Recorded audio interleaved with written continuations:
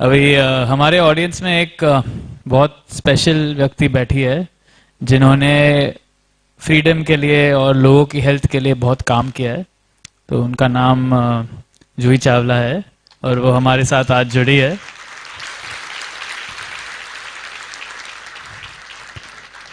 Juhi ma'am, please come up on stage. We just like to felicitate you for a minute for all the great work you've done. And somewhere with our effort, 20% of Indians are unvaccinated. That's huge. And with the police record, 30% of vaccinated people have false C. Exaggerating the benefits in people's minds and minimizing the harms. If a doctor is not telling patients the absolute risk of any intervention when that information is available, it is unethical medical practice. There was a publication in an American journal which suggested that the vaccine could be accelerating heart disease by increasing inflammatory markers in the blood. और आप सभी लोग, हर व्यक्ति, मैं तो अंबर जी से वही कहता था कि हमारा हर व्यक्ति अपने आप में एक आर्मी है।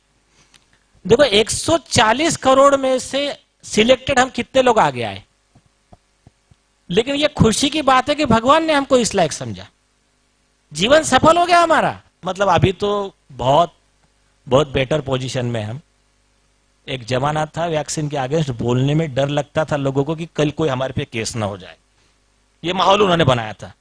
वैक्सीन व कंपनी के खिलाफ बोलना, वैक्सीन के खिलाफ बोल, एक बार आप भगवान को गाली दे दो चल जाएगा, वैक्सीन को कुछ नहीं बोलने का। माहौल क्रिएट किया था। आज उन लोगों को शर्म आ रही है कि हम बेवकूफ बन गए। But fear ruled the minds, and mainstream media and these health authorities ensured that fear overtakes and our common sense, and we forget to critically think and ask questions.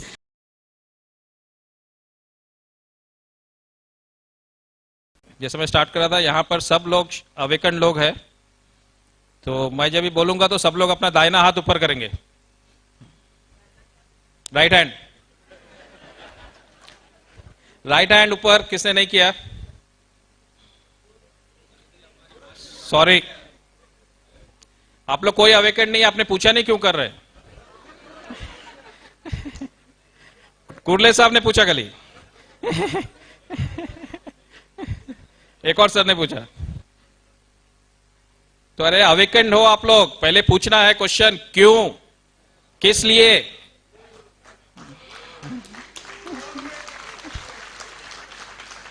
So we have our very special chief guests here. So I will call them first to light our traditional diya. So we'll start with Advocate Dipali Ojha ma'am, please come up. Trisha Shah, please come up.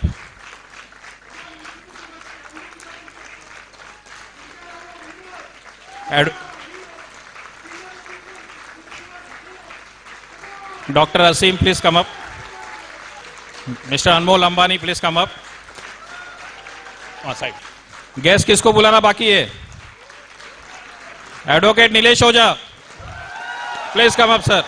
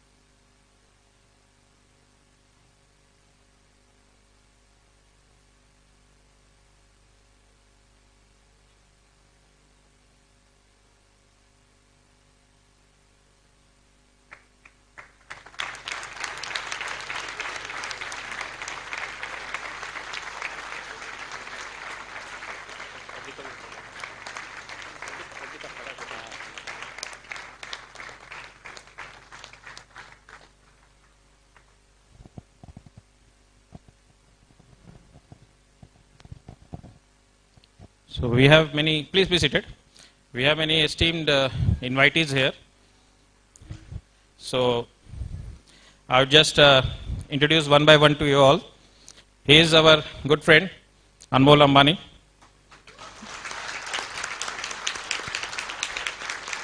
Advocate Nilesh Ojha. Dr. Aseem Malhotra. Ms. Trisha Shah. and Advocate Dipali Ojha. So sir, I will just request you to take your seats, please. See, Awaken India movement का तो कुछ बोलने का जरूरत नहीं, यहाँ सबको पता है, और अगर नहीं पता है तो आपके बाजू वाले से पूछ लीजिए. यहाँ पर आज हम सब मिले हैं एक बहुत अच्छा मेडिको लीगल टॉक के लिए. तो जैसा फ्लो हमने बताया है बाहर, क्या we will have a good doctor Aseem showing his slides and maybe answering few questions if needed, and then followed by our advocates Dipali ma'am and Nilesh sir. In between myself and Yohan will do our tidbits, and we will end it with your favorite grassroots warrior Nisha ma'am.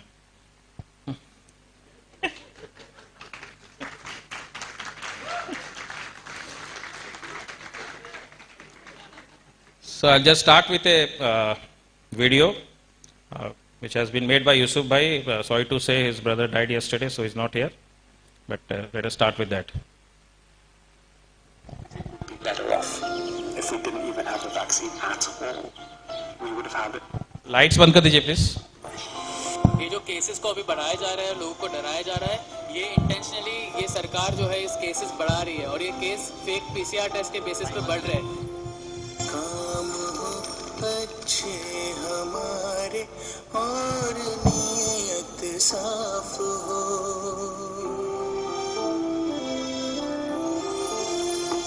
काम हो अच्छे हमारे और नीयत साफ हो, है वही इंसान जहाँ इंसानियत का वास हो, है वही इंसान जहाँ इंसानियत का वास हो.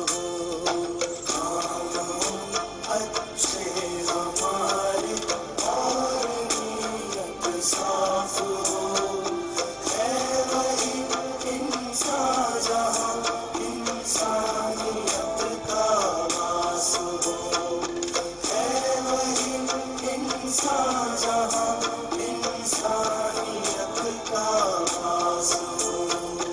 दूसरों के दर्द में जो ढूंढे अपने दर्द को, रब भी देता है दुआएं ऐसे उस हमदर्द को. दूसरों के दर्द में जो ढूंढे अपने दर्द को, रब भी देता है दुआएं ऐसे उस हमदर्द को. बांट दें सुख दुख को जिसके दिल में ऐसी प्यास हो, है वही इंसान जहाँ इंसानियत का वास हो, है वही इंसान जहाँ इंसानियत का वास हो. There is no science, there is no logic, there is no common sense for mass COVID vaccination. Stop the shots. Stop the shot. Stop the shot. तो कीजिए ये वैक्सीन दिलवाने का पागलपन बंद कीजिए. बस हो गया. Stop the shot. Stop the shots. जिंदगी में गलतियाँ होती ही आई है सभी से, काम जो करता है गलती होती भी तो है उसी से. जिंदगी में गलतियाँ होती ही आई है सभी से, काम जो करता है गलती होती भी तो है उसी से. अपनी गलती जो सुधारे दूसरों की माफ हो, है वही इंसान जहाँ इंसानियत का वास हो, है वही इंसान जहाँ इंसानियत का वास हो. I think what was most criminal is telling people who had natural immunity. तो इस बारे में इस विषय पे इंडियन बार एसोसिएशन की तरफ से एडवोकेट दीपाली ओझा ने उनको नोटिस जारी किया है और उनके खिलाफ प्रोसिक्यूशन का भी अभी हम लोग डिमांड कर रहे हैं। एक तो आधा पुनावाला का बॉम्बे हाई कोर्ट का हमदस्त का ऑर्डर लिखे, तो ये दोनों हमदस्त है यहाँ हमारे हाथ में। यहाँ से हम बेली को लेके हदफ चल जाएंगे सीरम इंस्टीट्यूट में। आधा पुनावाला प्यार देकर प्यार पाना कर्म है इंसान का, मानव है तो मानवता ही धर्म है इंसान का। प्यार देकर प्यार पाना कर्म है इंसान का, मानव है तो मानवता ही धर्म है इंसान का। भेदभाव का न हो ठिकाना, प्रेम का निवास हो, है वही इंसान जहाँ इंसानियत का वास हो, है वही इंसान जहाँ इंसानियत का वास हो। अच्छे हमारे और नीयत साफ हो, है वही इंसान जहाँ इंसानियत का वास हो, है वही इंसान जहाँ इंसानियत का वास हो। So I think these vaccines have had a hugely negative impact on society, on health. Justice anywhere is threat to justice everywhere। आज उनके आने हो रहा, कल बारी आपके। अभी से एक साथ सब लोग एक साथ आकर इसका विरोध करें। चलिए।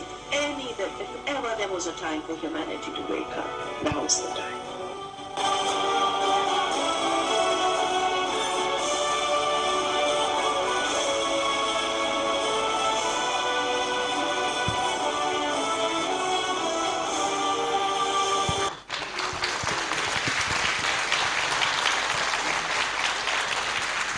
A standing ovation, guys, for all those people.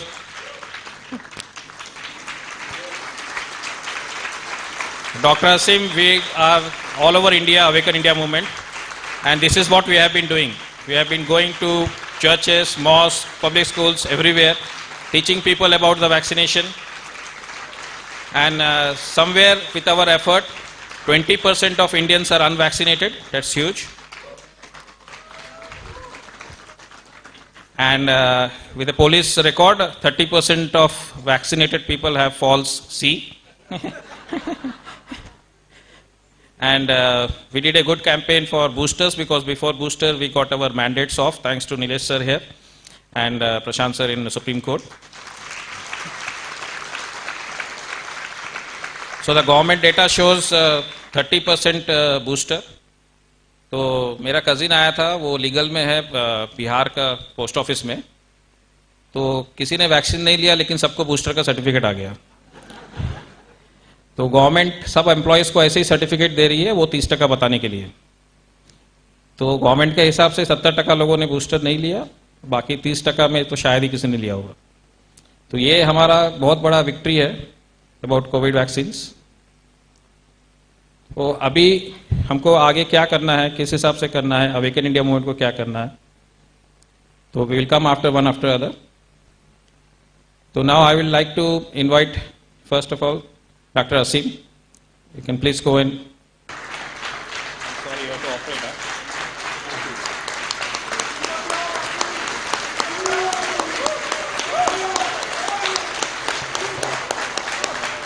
Great, thank you.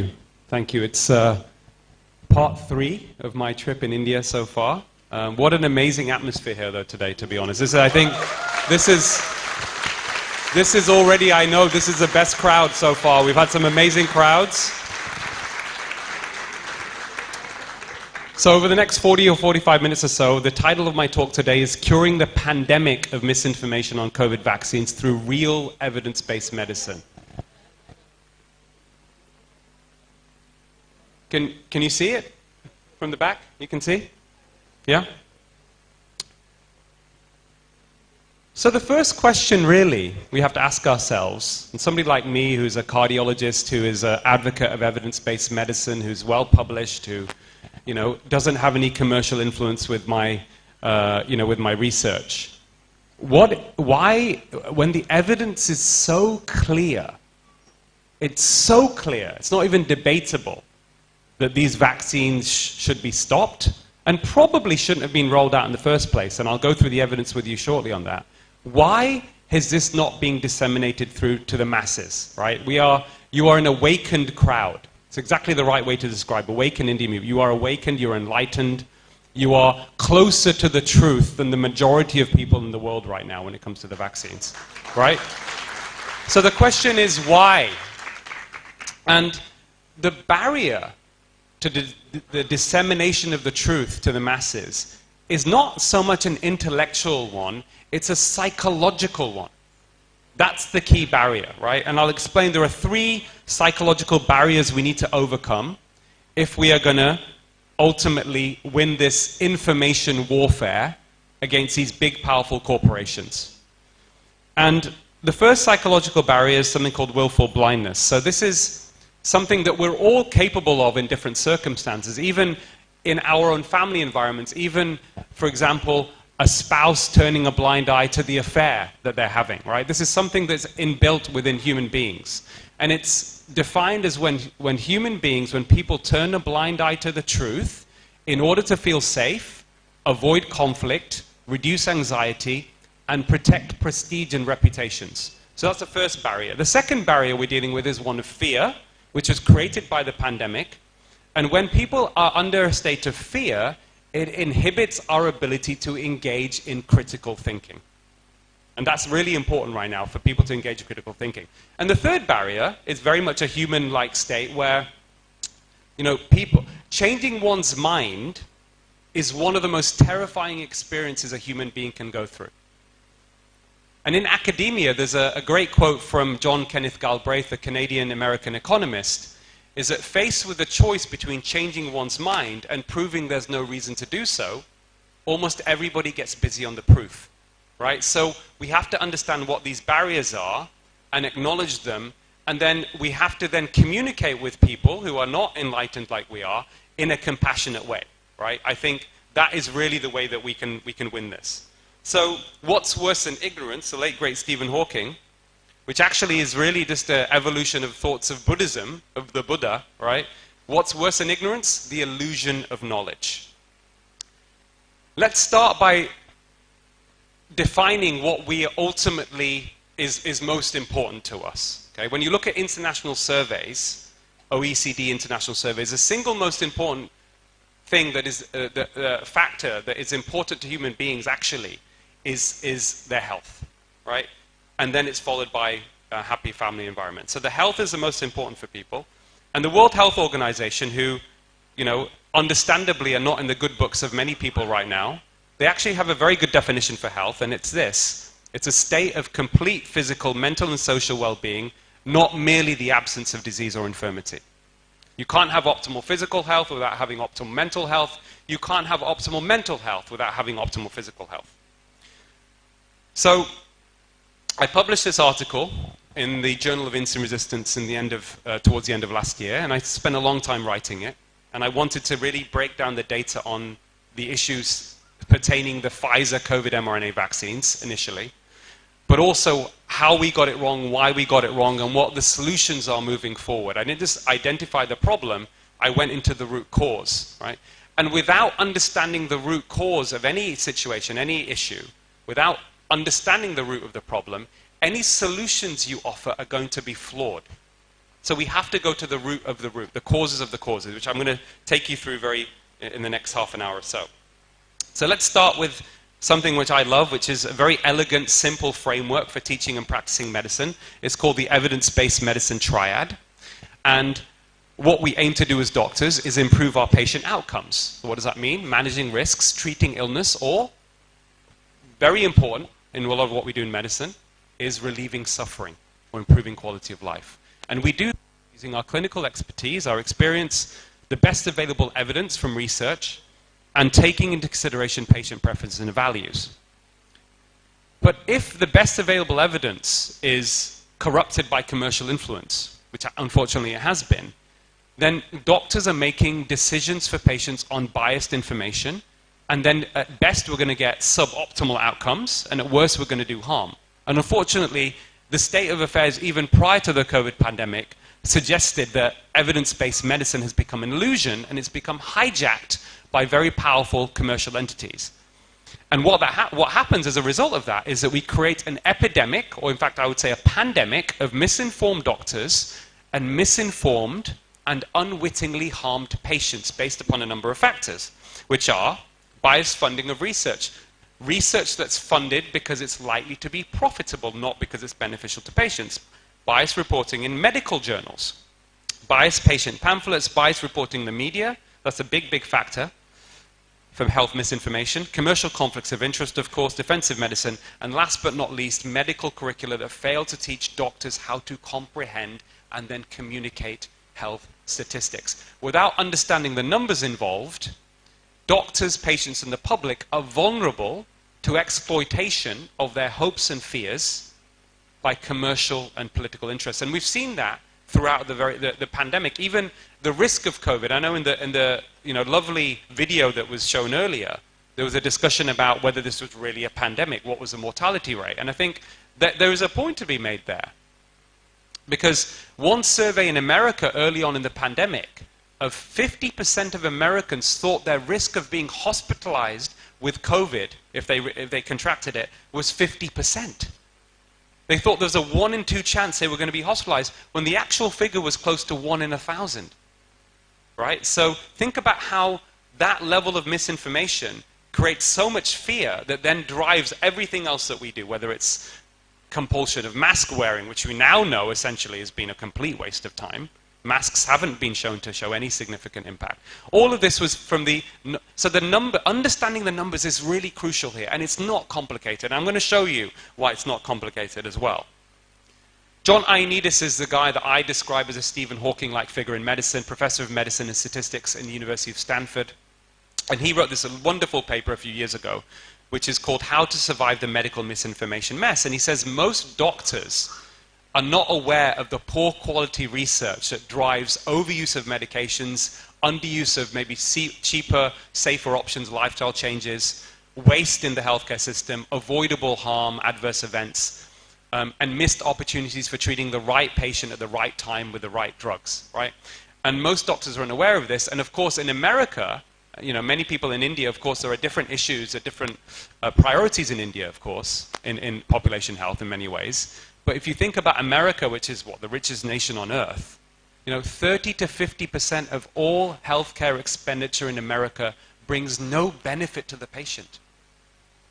They spend almost $4 trillion on healthcare expenditure in the United States, and they have some of the worst health outcomes in all the developed countries, right? And we know why, and I'll explain it. So, what Ioannidis says is much published research is not reliable, and therefore and not useful to decision makers, and offers no benefit to patients.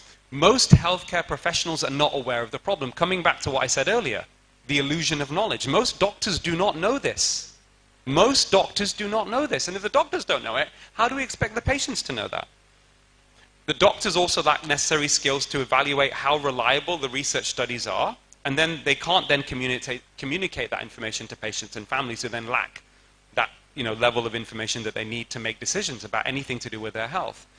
And I've learned as a cardiologist, practicing doctor for over 20 years, somebody who's also been involved in health policy, who's met politicians, who's worked on health advisory boards, and met some very eminent people. Ignorance of this problem, which I've described, and Ioannidis describes it as well, is actually, even at the very highest levels of academic and clinical leadership, it's very profound. And a couple of good examples of this I will give you. So when Rochelle Walensky, the former chair of the CDC in America, when all of the information on the vaccine started to emerge, it wasn't stopping transmission, it wasn't stopping infection, she gave an interview and she said her optimism from the vaccine came from CNN. Okay? came from a CNN news report, which ultimately, that CNN news report she referred to was a verbatim reproduction of Pfizer's own press release. The chairman of the BMA, who I know, Char Nagpal, and I had conversations with him, he also said to me when I spoke to him about the vaccine, after I'd critically analyzed the data, and he said to me, Aseem, no one appears, and he's obviously at a level where he's speaking to chief medical officer and people in health policy, he said nobody seems to have critically appraised the evidence as well as you have, Aseem. Most of my colleagues are getting their information on the vaccine from the BBC. Okay? So this is unfortunately the reality we face, but it also tells you the power of media, right? Which we'll come on to. And the other interesting thing Ioannidis says, he says the greater the... And so he's also a mathematician. I mean, he's a brilliant mind. You know, he's the most cited medical scientist in the world. And he wrote this paper in 2001 in PLOS ONE, which was entitled Why Most Published Research Findings Are False.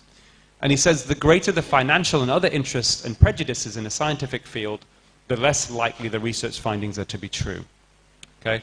So if you look, for example, at the Pfizer vaccine here, and I'll elaborate in more detail shortly, we have a vaccine that is probably one of the worst in terms of efficacy, all right, in terms of benefit, the worst in terms of side effects, which has ultimately become one of the most lucrative in the history of medicine, right? We're talking almost $100 billion that Pfizer have made from something that is just terrible.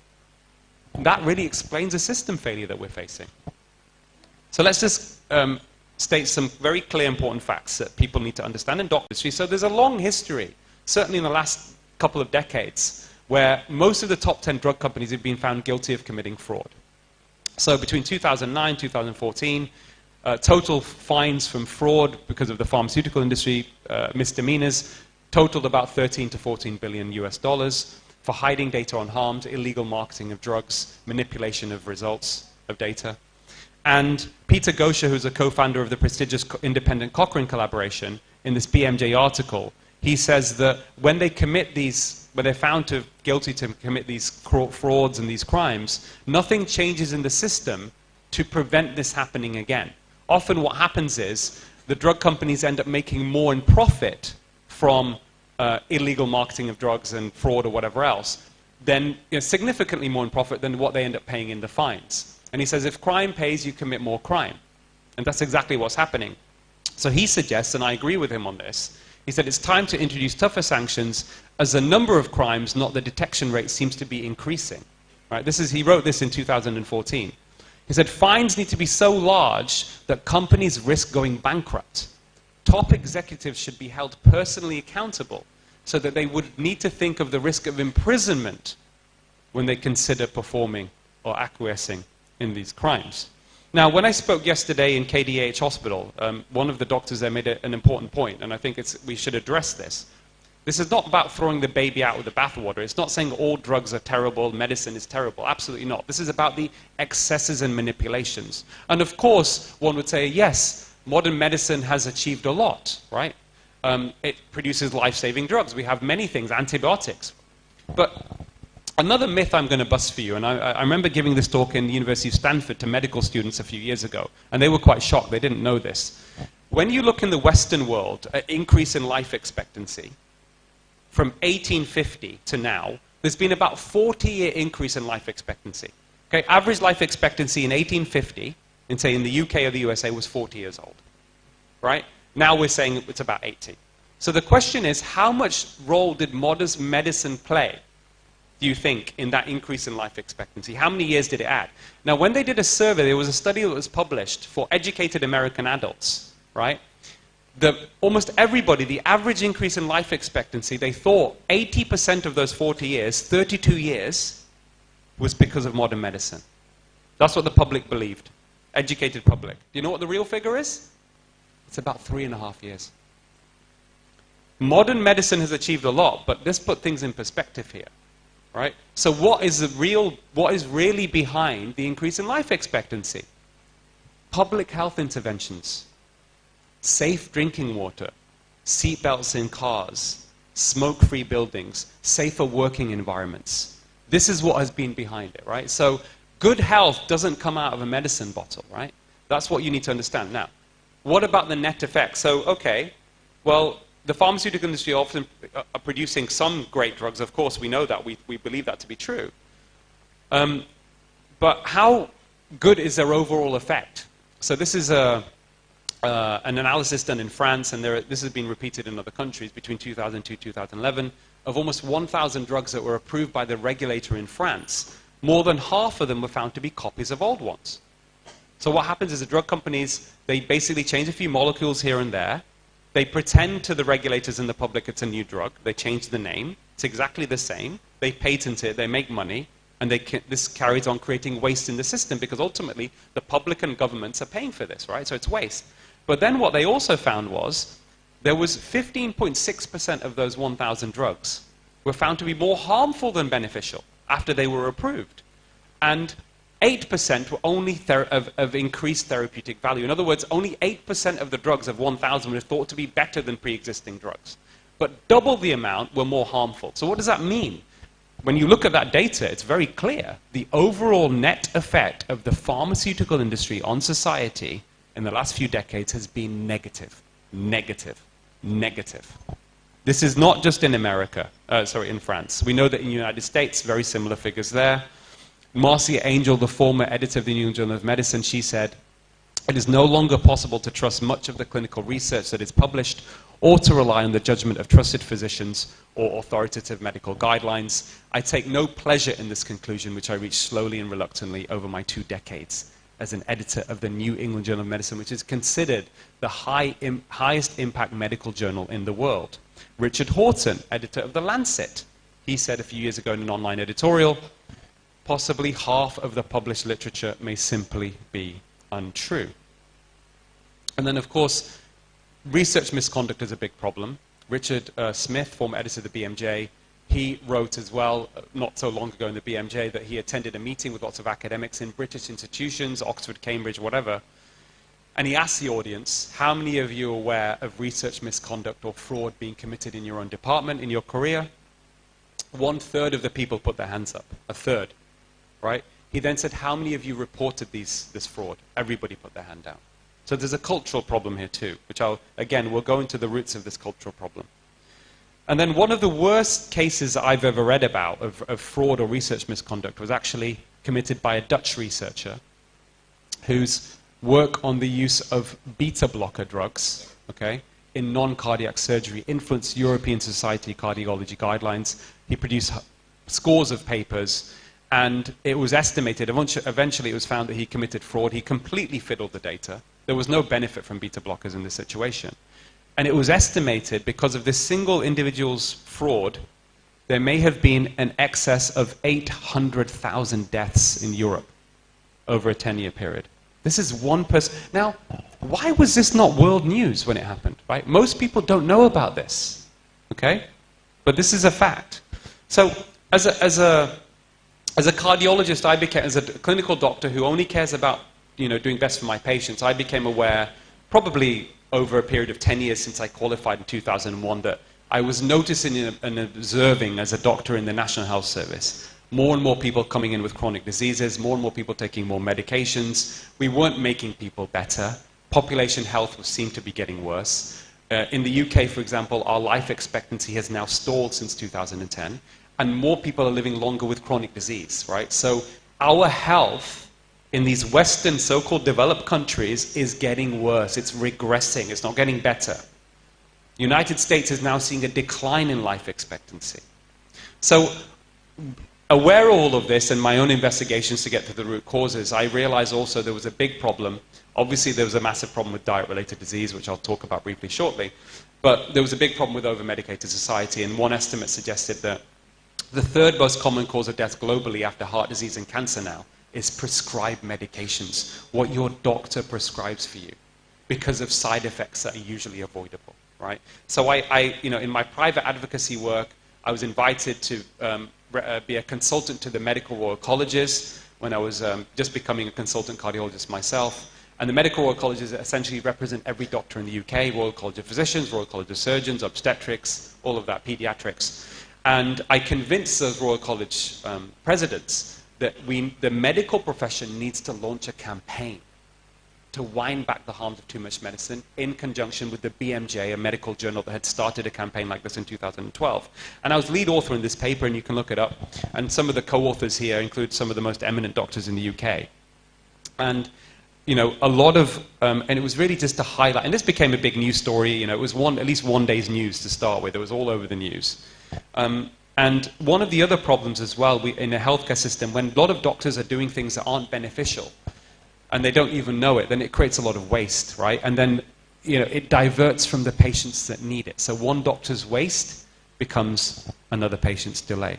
So let's talk about misleading health statistics, because I think one of the most important educational aspects, if you like, I think, from this talk, and anything we do in medicine, comes down to understanding the numbers in a way, you know, explaining the numbers as a doctor in the way that most people can understand, and this is not rocket science, okay? So let's look at misleading health statistics.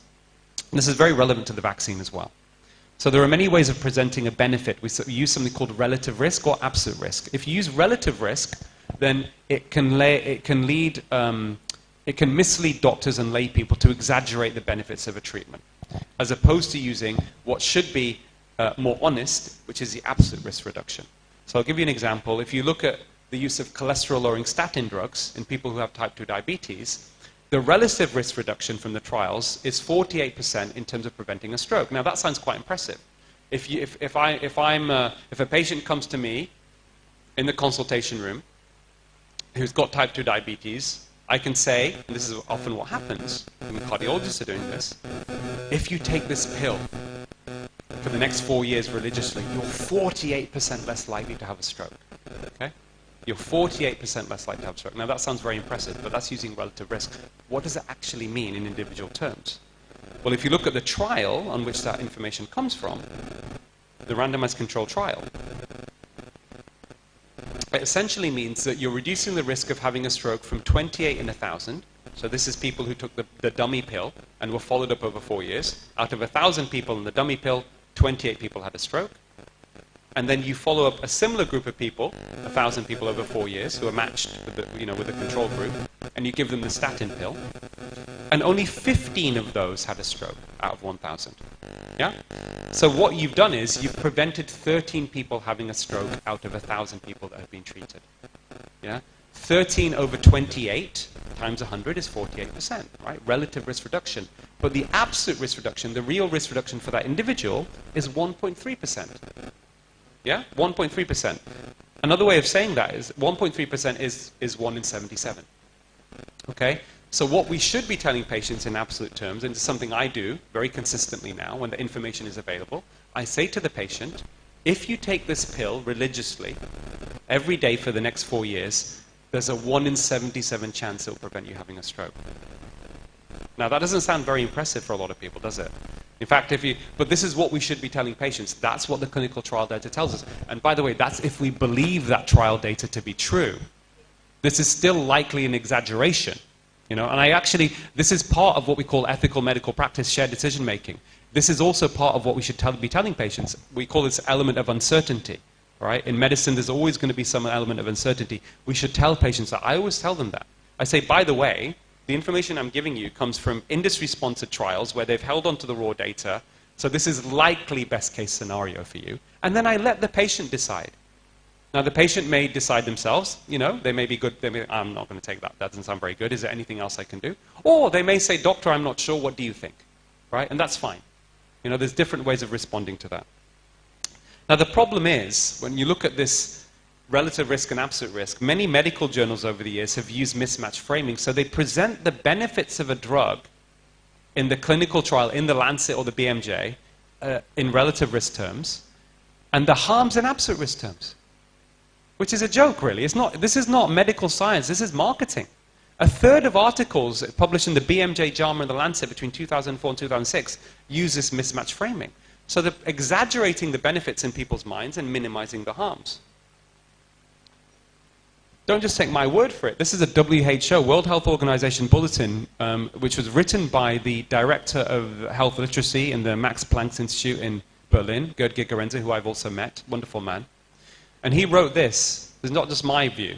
He said, it is an ethical imperative that every doctor and patient understand the difference between absolute and relative risks to protect patients against unnecessary anxiety and manipulation. In other words, and I've argued this, I say, if a doctor is not telling patients the absolute risk of any intervention when that information is available, it is unethical medical practice. It is unethical medical practice.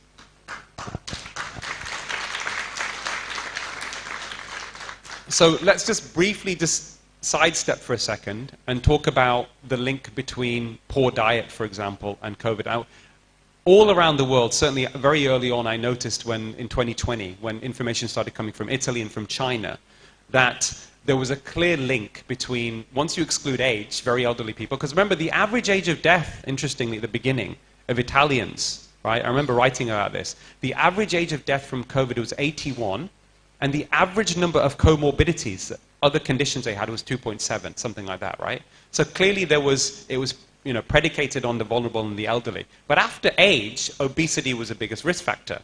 And I was getting very frustrated because I know from my own research and my own practice with patients that dietary changes can very rapidly improve people's risk factors for heart disease, but also very likely improve their resilience to infection, even within just a few weeks. And I wrote this article ultimately in European Scientist called COVID-19 in the Elephant Room, went viral, broke records or whatever, because I think a lot of people were frustrated that, in terms of the lifestyle medicine and that kind of space, so why were the government, why was why was it not coming through in the media constantly when, obviously this is way before we had a vaccine. Why were they not using this as an opportunity to say, listen, we have diet-related disease, just by the way, the Lancet Global Burden of Disease reports tells us that poor diet is responsible for more disease and death globally than physical inactivity, smoking, and alcohol combined now. Right? This is the big public health crisis, is people's diets.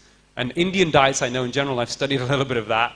I come from an Indian background as well. There's a very high sugar, very high refined carbohydrate diet, and that's a big issue. But but what's good is that you can rapidly improve your health just within a few weeks of changing diet.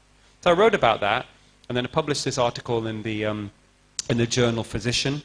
And just to give you, just to highlight the problem in terms of, especially amongst Indians, but really around the world, we should be focusing on something called metabolic syndrome or metabolic health. And this basically includes whether you're a pre-diabetic or diabetic, whether you have high blood pressure, blood triglycerides and HDL, and a waist circumference. And the reason I've put this up is that you can revert, the worst form of metabolic health is something called metabolic syndrome, when 3 of these are abnormal. And this is a big problem in India, 40% of people with a normal body mass index who think they are slim, right, actually have metabolic syndrome. And this is very problematic in India. It increases the risk of heart attack and stroke. But the reason I'm telling you this is there is reasonable data now that you can reverse metabolic syndrome. You can reverse metabolic syndrome within 1 month, 28 days of just changing diet. Right? Just changing diet. And this doesn't involve drugs, and it's not expensive, okay? But this is the kind of message that we need to be thinking about moving forward. And of course, when it came to COVID, and I wrote a book about it, on immunity, there was a huge predilection for people's risk if they had metabolic syndrome. So you're 4 to 5 time fold increased risk of ending up in the ICU if you had metabolic syndrome. And of course, this was a major issue in India. And this is worse than even obesity. And one simple thing you can do, again, I think this is a very cheap way of educating people, is looking at people's waist circumference, okay? And your waist circumference, everyone can measure this at the belly, should be, I know people are pointing each other's bellies over here, it's quite fun. Your waist circumference should be less than half your height. So let's say, for example, if you are 160 centimeters, you want your waist circumference to be less than 80 centimeters. But with my practice with patients as well, it honestly doesn't take that long to people to get to that stage, and it doesn't mean you have to spend hours in the gym. I'm not advocating this because I think exercise is good, but you can lose a lot of weight literally just by sitting on the couch and changing what you eat, right? That's all you need to do. So I then, I got very frustrated. I started writing articles and getting some publicity and stuff, and then I wrote an article which featured on the front page of the Daily Telegraph, which is a very, impactful newspaper in the UK. And I mentioned the fact that ultra-processed food also sets you up for inflammation. There's a lot of data now emerging. This is going to be the next big issue, is ultra-processed food, right? And it sets up, basically there's chronic inflammation, which also causes dysregulated immune system. Excess body fat also is linked to a dysregulated immune system. So we need to be focusing on that moving forward, even for other infections, other viruses. If you are metabolically healthy, you basically get better quicker when you have viruses, and you're less likely to get infection. If you get infection, you will also recover more quickly. So this is also one of the best defenses, if you like, against coronaviruses, is improving metabolic health. And then when I wrote the article in the Telegraph, they then asked me to go on BBC News and Good Morning Britain, and I talked about it. And then I said, by the way, I threw this in there, I think our Prime Minister, he'd been hospitalized and come out of hospital by that stage, Boris Johnson, who was quite overweight, and I knew people that knew him well, etc. And I said it compassionately. I said, it's likely our Prime Minister, Boris Johnson, was hospitalized with COVID because he was, he was 18 stone. He was very overweight. And then the Times newspaper the next day, actually, I didn't expect this to happen because of what I said. They then headlined with this, right? So, anyway, I then got contacted by the Secretary of State for Health, Matt Hancock, to advise him on what we need to do to tackle obesity. And I said, Matt, we need to treat ultra-processed food. People need to understand what it is, and we need to treat it like we treated tobacco. We need policy changes that are going to help and encourage people to eat healthier through education, through raising the price of ultra-processed food, by making healthier foods cheaper. This is what we need to do. And then they came out not long after I advised him, and they said they were going to launch because of his, he then acknowledged it, actually, Boris. He said, yeah, probably because of my weight, I got sick, I acknowledged it. And, and he said that we're going to launch this war on fat after the virus scare. Politicians, they say a lot of things, right? But the question is, we should judge them on their actions, not what they say. Unfortunately, nothing has really been implemented. All of this is rhetoric. And then we then know now that 90% of the deaths from COVID happened in countries where more than 50% of the population are overweight or obese. If you look at countries like Japan or South Korea, for example, they did not have big, high mortality rates from COVID, some of the African countries. And I'm sure one of the reasons for that is because they generally were slimmer and healthier. Okay, let's just talk through the vaccine. I know a lot of you are already kind of converted, but I'm just going to go through this story again. I did not believe, and still don't believe, although I know there are a few vaccine skeptics here in the audience, and I think that's a discussion for maybe later on. But certainly when you look at all the drugs that all the pharmacological interventions we have used in medicine, vaccines are still amongst the safest. And responsible for probably saving 4 to 5 million lives a year globally. Traditional vaccines, right? And I did not think that a vaccine could do any harm. And I was one of the first to have 2 doses of the Pfizer vaccine in January 2021. I convinced my friend, you may know of her, Gurinder Chadha, who's a film director. She was getting a lot of what I thought was anti-vax nonsense sent to her. And I said, Gurinder, no, the vaccine, I'm not convinced. I can't tell you for sure how efficacious it's going to be, but I'm sure it's not going to cause you any harm. She then tweeted it out, and then we went on Good Morning Britain to tackle vaccine hesitancy in February 2021. I also helped, and he's happy for me to share this with you, I encouraged and helped also Shekhar Kapoor, who's a good friend of mine, the film director who was in London at the time, to get the vaccine as well. Of course, by the way, just to let you know, they're not having it anymore, right? They're done. They know what I've been talking about. Gurinder's even tweeted, I'm not having any more boosters or vaccines. Shekhar's also in the same boat, and he's happy for me to share that with you because of what I've told him. And then we move forward. So at that time, the data was very limited. I know a lot of you intuitively didn't take the vaccine, and your intuition was correct, right? Your intuition was correct. People ask me why I took it. I'm the biggest, probably the most vocal advocate maybe in the world in the last 10 years, calling out pharmaceutical industry corruption in terms of mainstream media all over the world. Why did I take it? It's complicated. It's complicated. I could have waited. I was young. I knew my risk was low. I even did analysis on COVID risk. But, my father was a prominent doctor. He was, I think to some degree, and some of us here, some of the people here may also have felt that there was an emotional blackmail type thing going on. And he was very scared. I lost my brother when I was young. I was his only son. He lost his wife 2 years before. He was more scared of me dying from COVID than him himself. What does that tell you? And this is a very bright chap. The fear gripped so many people, even the brightest minds. So I kind of did it to appease him. The reason I took the vaccine, I could have waited. The main reason initially is I did it to appease him. Okay. So then July 2021, he suffers a cardiac arrest and dies suddenly.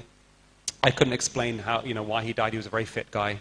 Post-mortem findings showed 2 severe narrowings in his coronary arteries. Again, didn't make sense. I knew his lifestyle. I knew his risk factors. I knew his cardiac status. you know, this guy was a very, very fit guy, and it didn't make any sense to me.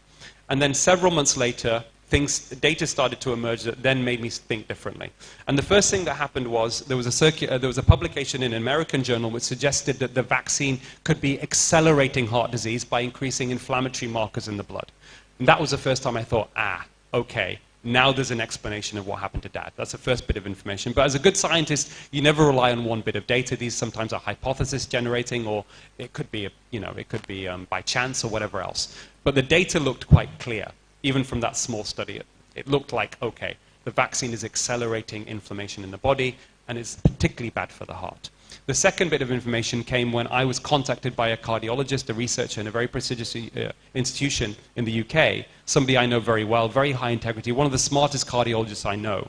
A colleague of mine, he's a PhD, and he said to me, Aseem, there's something troubling I need to share with you. I said, what is it? He said, a group of researchers in this institution have accidentally found, using coronary imaging, specialized, very high-tech coronary imaging, that there is increased inflammation in the coronary arteries in the vaccinated, and it's not there in the unvaccinated.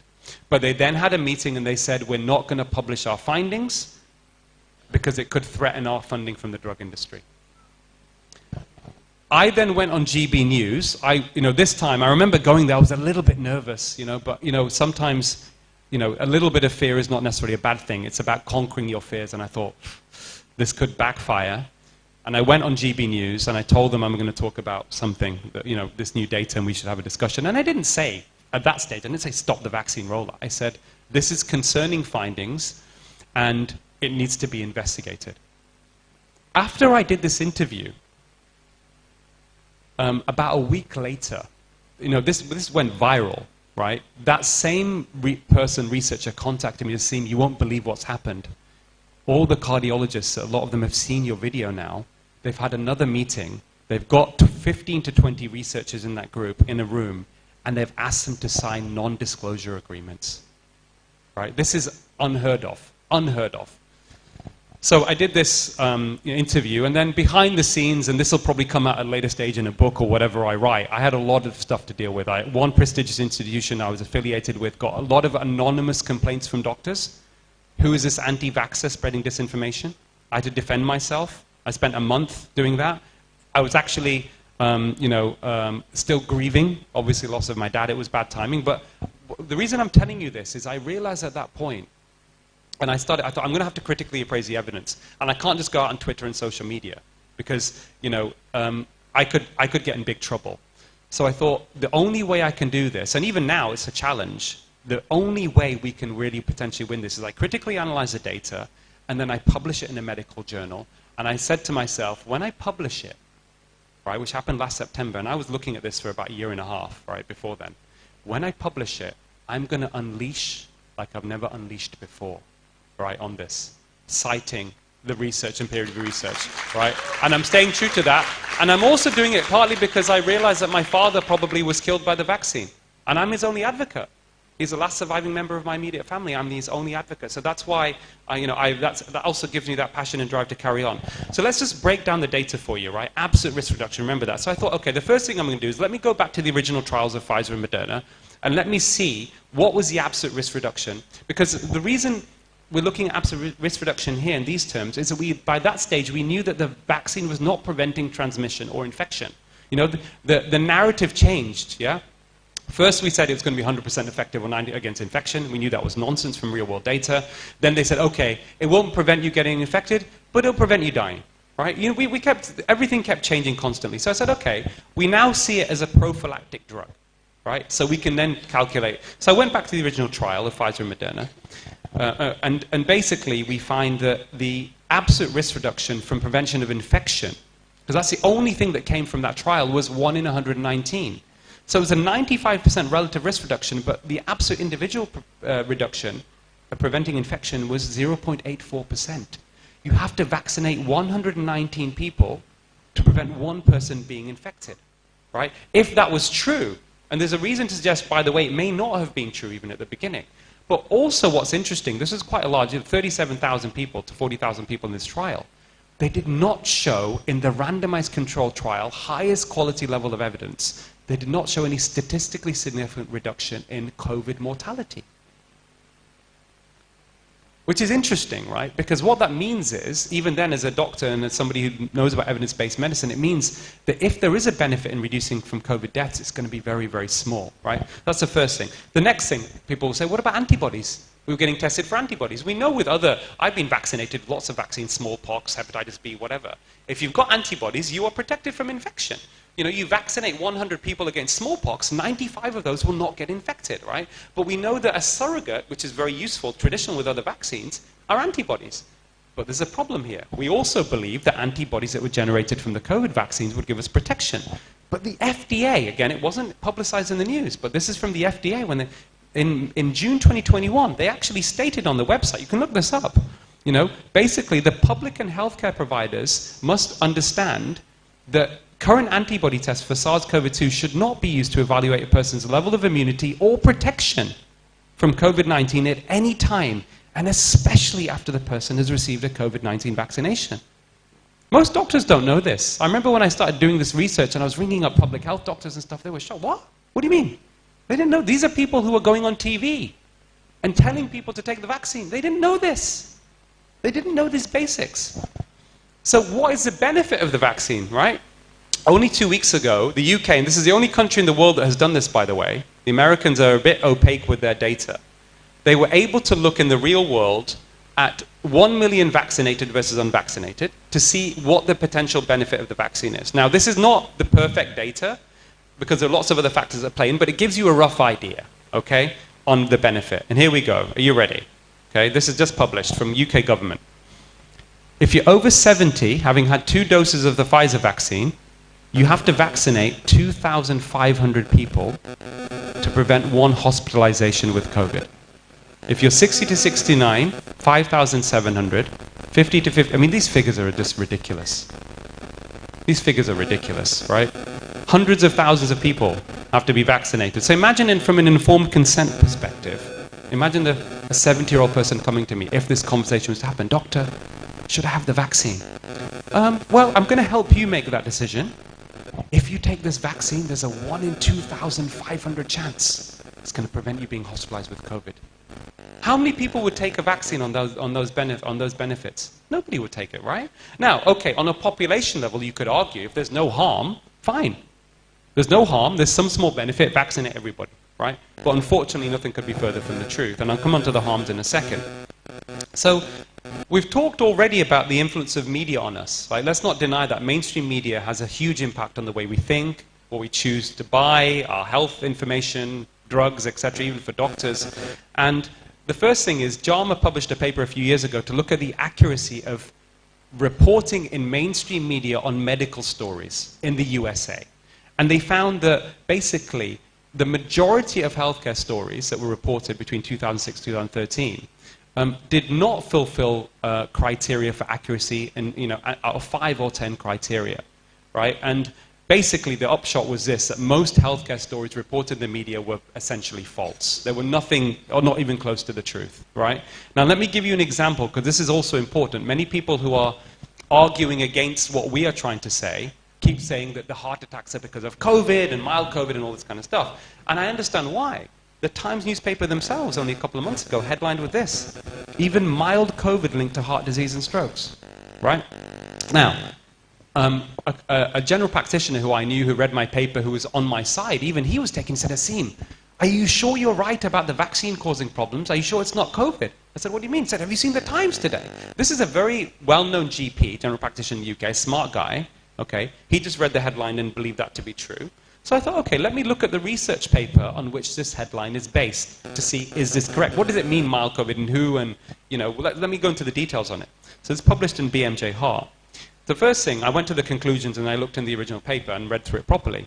And what they concluded is that individuals who are hospitalized with COVID, so these are people with severe COVID, yes, with severe COVID, certainly, and within the first month, during the original Wuhan strain, within the first month after discharge, there was an increased risk of heart attack and stroke. Fine. We kind of know that anyway. In any severe condition you have, you know that as doctors, right? If you come in with an illness and you have an underlying predisposition to heart disease, those people can often have heart attacks. There's nothing new there. Any stress on the body can precipitate that, right? So nothing quite new there. But what they also said in the conclusions Individuals not requiring hospitalization had an increased risk of a pulmonary embolism, a lung clot, right? But not other cardiovascular specific outcomes. In other words, if you had mild COVID, if you weren't hospitalized with COVID, there was no link to heart attack and strokes, right? No link. But the headline said this: even mild COVID linked to heart disease and strokes.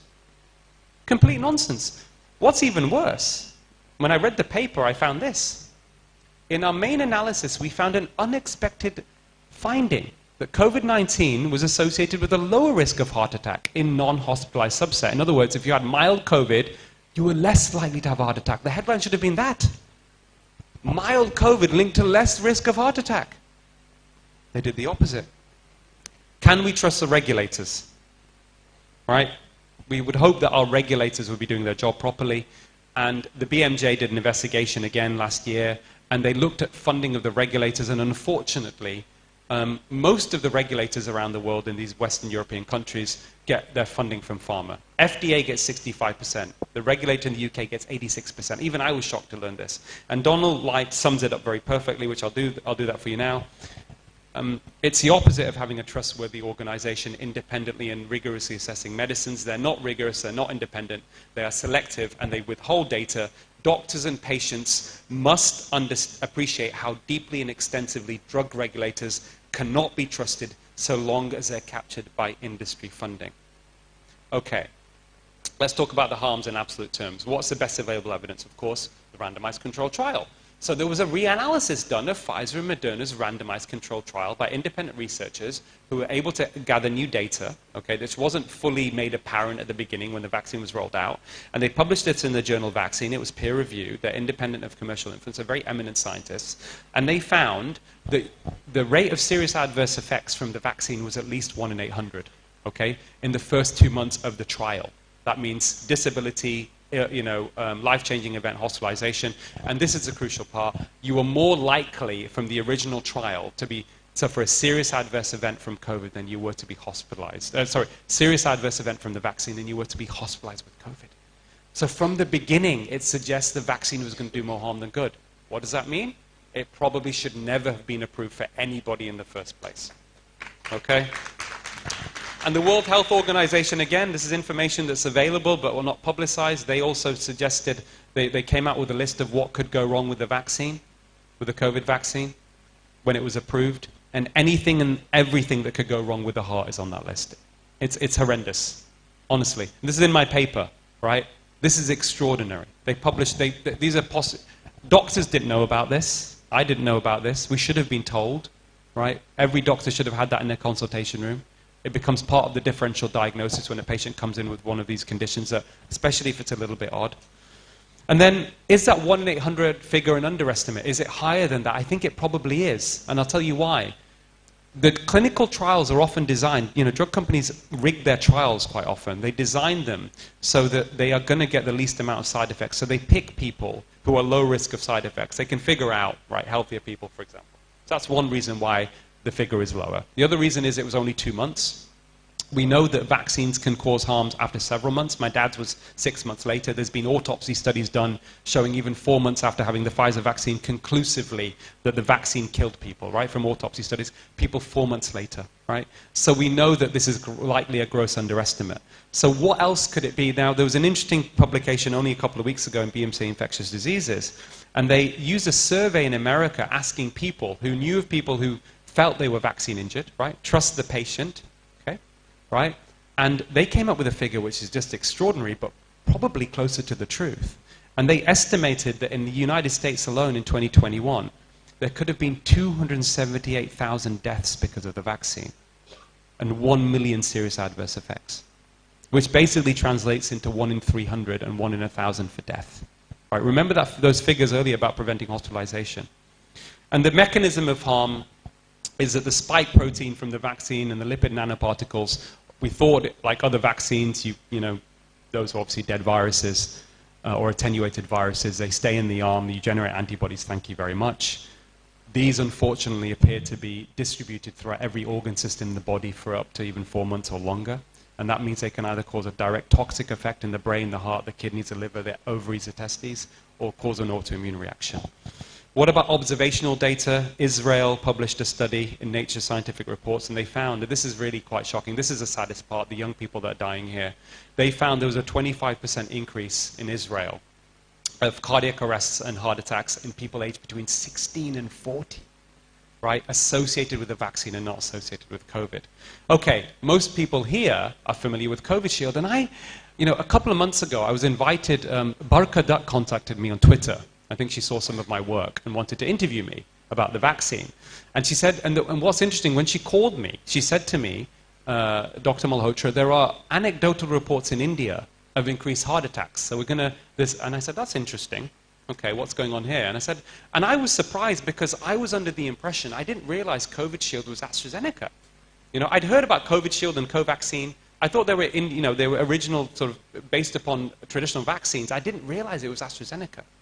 And then I looked at it and I thought, what the hell happened in India? Because we suspended, in most European countries in 2021, right? Despite all of the media capture, which we'll come on to in the political capture, it was so bad, the side effects, that they were suspended in most European countries. Your COVID Shield vaccine was suspended because of harms, because of serious harms. In the UK, we stopped using it because there were 800,000 reports of adverse effects on the yellow card scheme after 9.7 million doses. It's almost 10%. So what happened in India? Why was it rolled out here? I don't know. Right? Most people didn't... COVID Shield, the name, it wasn't AstraZeneca, it wasn't obvious. This is, one well-known presenter, a BBC journalist who... I've been in touch with her husband, very sad case. And it was the coroner, concluded that she died because of the AstraZeneca vaccine. She had a clot in her brain. And this is the thing. Now, I haven't got the same level of data for, COVID Shield in terms of benefits and harms that I do for Pfizer. But one of the interesting things is when you look at the benefits of the COVID Shield vaccine, AstraZeneca, in terms of prevention of infection, it was similar to Pfizer. That 1 in 119 figure, right, at the beginning was similar to Pfizer. But in terms of harms, June 2021, there was a publication that looked at the adverse effects comparing AstraZeneca or COVID Shield and Pfizer, and it was worse. It was worse than Pfizer. And what they found was we compared severe adverse events, frequency after vaccination with virus-based vaccines, etc., higher coagulation disorders, arterial, cardiac, and nervous system side effect frequency, and they found that the serious adverse event related death frequency was higher with COVID Shield than it was with Pfizer. Okay, so I think, I'm hearing all these reports. I've been speaking to people in India since I've been here, and I think what needs to be, and I've said this before with Pfizer, I think all unexpected strokes, cardiac arrests, heart attacks, right, that are happening in people or in India, is because of COVID Shield until proven otherwise. Yeah, I think we have to start getting people to think that way. Until proven otherwise. It doesn't mean there aren't other causes. The default thinking now has to be this. That has to be the way we approach this. So what's at the heart? Let's go the causes of the causes. I'm getting towards the end of the talk now. So what are the causes of the causes? So you have to understand something called the commercial determinants of health, right? So these are strategies and approaches adopted by the private sector to promote products and choices that are detrimental or damaging to health. And you can apply this to the food industry, right, with ultra-processed food and the way they market foods as healthy when they have the opposite effect on your health, for example. And of course, these are big drivers of what happens downstream in terms of people's health. But how do big corporations, how do big pharma and big food, how do they exert their power over health policy? And this is, again, you won't be able to see it all here. I'll just take you through it briefly. So this is from a paper in 2018. But if you look at the upstream effects of their power, it has a downstream effect on what happens in the consultation room, what happens to population health. So they exert their power in 3 different dimensions. A one-dimensional view is power over decision-making and control of the political agenda. So they lobby politicians, they can donate money for campaigns to politicians, for example, right? And that can obviously affect policies, right? Mandates, all that stuff that we saw was nonsense. Preference shaping, right? Capture of the media. In the United States, 80% of the media is owned by 7 big corporations, essentially, okay? Broadcast and print media. Philanthropic organizations, the Bill and Melinda Gates Foundation, yeah? Okay, Bill Gates heavily invested stocks in McDonald's, Coca-Cola, and the pharmaceutical industry. He's the 2nd biggest funder to the World Health Organization. Margaret Chan, the former director of the WHO, only recently said 70% of the funding from the WHO now comes with strings attached. Right? When I was doing my investigation on sugar, I'm known in the UK as well as being, bringing about a sugary drinks tax and highlighting the harms of excess sugar. When I was doing my investigation there, and we ultimately influenced the WHO, by the way, to change their guidelines, I found that in 2003, the World Health Organization was about to do a big announcement saying sugar is actually, the amount of consumption of sugar is very harmful across the world, and people need to reduce their sugar consumption, right, on the data that was available at the time. And they didn't do it. You know why they didn't do it? Because George Bush's government, American government, threatened to withdraw funding from the WHO if they did that because they were getting lobbied by Coca-Cola. Right? So this is a big problem. This is a really big problem. They influence the knowledge environment, so they fund medical education, they fund most of the drug research now, drug research is pharmaceutical industry sponsored, and we know that that exaggerates the benefits and safety of medications. The legal environment, okay, limit liability. Threat of litigation and preemption, unregulated activity as well. So they influence the legal environment, and then they have the extra-legal environment. Opposition fragmentation, okay? Tax evasion, opposition fragmentation. What that means is they target public health advocates, they smear them, they deplatform them, they harass them. People who call out, their misdemeanors, right? And this is how they do it, and this is how they exert their power, and it has a massive impact. And, most people aren't aware of these problems, right? So, they also have this three-dimensional view, the power to avert conflict and keep conflict hidden or latent. You're not hearing about it in the mainstream media because they are controlling the narrative, right? And that is keeping conflict between the interests of the powerful and those over whom power is exerted hidden. Because if something becomes a public issue in the mainstream, you are here, you're enlightened, right? You're angry, you want to do something about it. Imagine if everybody was aware of what you're aware, right? The industry do not want that to get out, that truth to get out, right? The general population don't know what's happening, and they don't even know that they don't know. So corporate power needs to be a public health priority. And just to give you an example of I think, probably what's happened, right? I think probably what's happened with Pfizer, maybe even AstraZeneca, is I think they knew when it was rolled out. Vioxx was a drug that was promoted in the early 2000s, and it was found, Merck was a drug company, they were found to have committed fraud, and they were fined $950 million in 2011. And when the litigation was going on, because it ultimately caused about 60,000 heart attacks, it doubled the risk of heart attacks, internal emails revealed that the chief scientist of Merck had basically said, in an internal email, when the drug was being approved, it's a shame that the cardiovascular effect is there, but the drug will do well and we will do well. What do you call that kind of behavior? Right? Well, yeah, somebody said it already, got it correct. Psychopathic, right? It is. And actually, this is not me being inflammatory, right? This is evidence-based opinion here. This is from Robert Hare, forensic psychologist, who says often drug companies and big corporations, when they conduct their business, they behave like they fulfill criteria for psychopathy. Callous, unconcern for the feelings of others, reckless disregard for the safety of others, deceitfulness, repeated lying, and conning others for profit. That's what we're talking about. And Anthony Fauci kept talking about trust the science, right? Trust the science. Trust the science, the most unscientific statement I've ever heard. What he meant in effect, although I don't think he deliberately meant this, but in effect he was saying, trust the psychopath. And that has been a very, very bad idea, hasn't it? And then social media, deplatforming, censorship on social media. Facebook partnered with Merck, the same company that was responsible for the Vioxx scandal, to control health misinformation on their platform. And then, of course, I've also suffered, we've all suffered, but, that's part of life, unfortunately, but I've also suffered. I lost both my parents because of failing healthcare system, because of misinformation, health misinformation. My dad had an ambulance delay that caused his death, ultimately, before, obviously, the vaccine caused a cardiac arrest as well. And, we're all interconnected here, and it's our duty to make sure we change the system for the better so that everybody is in a better place than they have. This affects all of us. And we have to tell our policymakers, our politicians, and the Bill Gates of this world, we have to make them also understand that ultimately, unless they are part of the solution, they are part of the problem, and there will be no solution. How do we do this? I'm just finishing up. I know we've got a few minutes left. Okay, so strategies here, and this is something I've been doing over 10 years. It's called the triangle that moves a mountain. You create the relevant knowledge, okay? You disseminate that knowledge to the public, either through mainstream or social media, or through the social participation movement here. Awaken India movement is just fantastic. I mean, very inspiring, by the way, very inspiring. And then, yeah, absolutely, you know, kudos to you. Kudos to all of you. And then political involvement, we get the politicians involved who listen to the public and through the mainstream media. And then we've had a few successes, right? But with successes, you know, Jordan Peterson, the clinical psychologist, said that if you're a warrior, right, if you're a warrior, and we're all warriors here, you've got to expect that you're also going to get hurt, right? And that's fine. That's part of life, right? But it's worth it. It's worth it. So we had a big success. I managed to get on the BBC. I mean, I've done lots of stuff for the BBC, but on the vaccine, they weren't having any of it, even though I know lots of journalists who are on my side.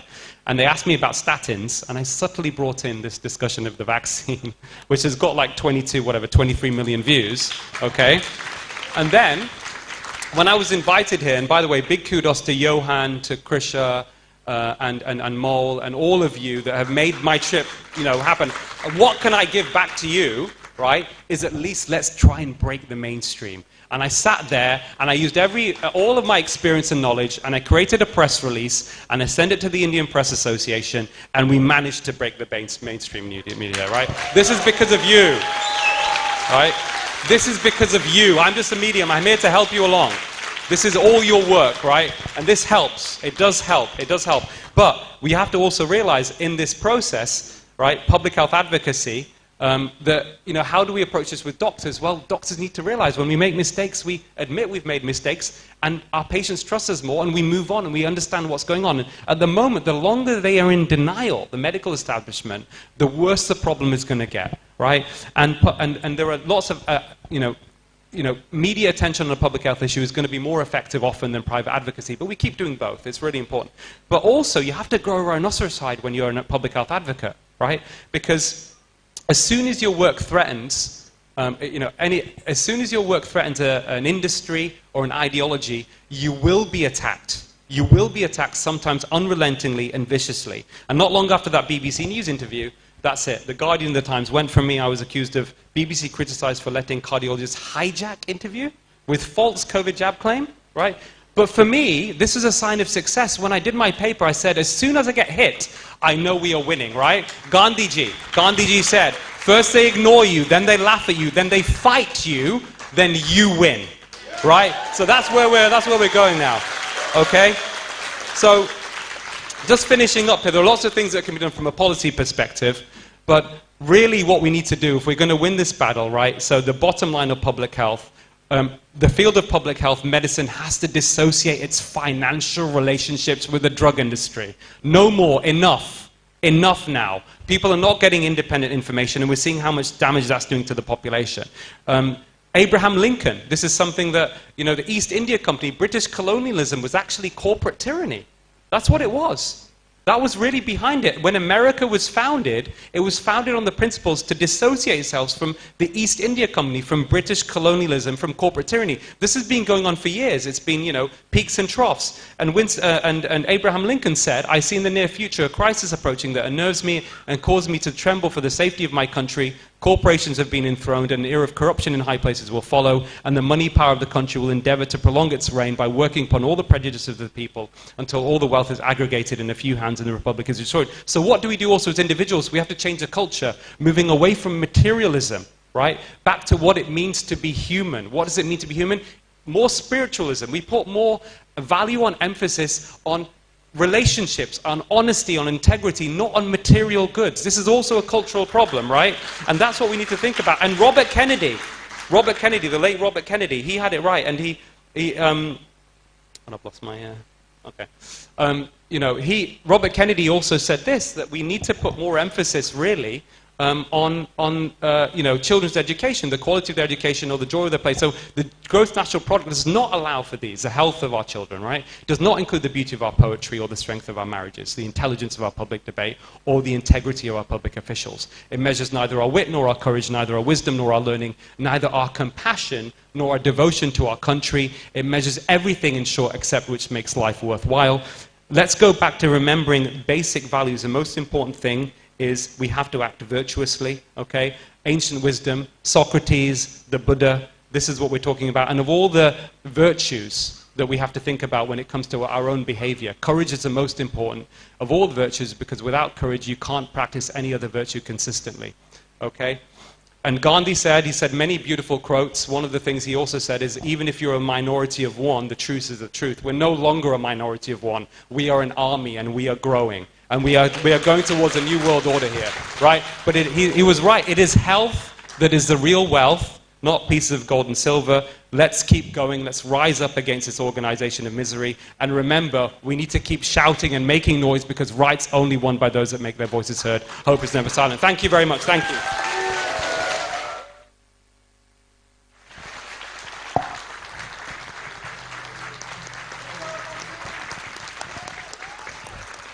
Thank you, Dr. Aseem.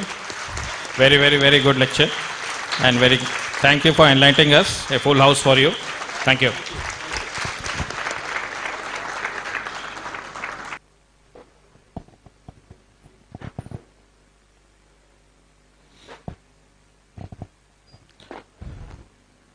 अभी आप लोग ने देखा होगा 7th को दिल्ली में programme था. सो दिल्ली में हम सब गए थे. उधर काफ़ी लोग यहाँ सामने जो बैठे हैं. तो वहाँ पर मेरे को कैप्टन हैडॉक बोला. तो कैप्टन हैडॉक के साथ कौन रहता है? टिनटिन. तो हमारा टिनटिन कौन है अभी? जोर से नाम बोलिए. तो देखिए, योहान अपना बहुत अच्छा रिसर्चर है. वो जो भी रिसर्च करता है, आप लोग बिंदास उसको यूज कीजिए सब जगह पे. मैं तो रेगुलर यूज करता हूं उनका, लेकिन एंड में खाली लिख देता हूं, ये मेरे को योहान ने दिया है. सो कुछ गड़बड़ है तो योहान का गड़बड़ है. नीलेश सर शायद वो नहीं लिखते हैं, सर लिखना पड़ेगा. तो विदाउट डिले, योहान टेंगरा.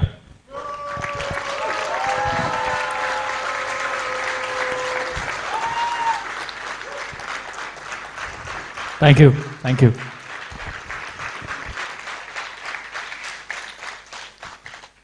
मेरा टॉक अभी नहीं है, खाली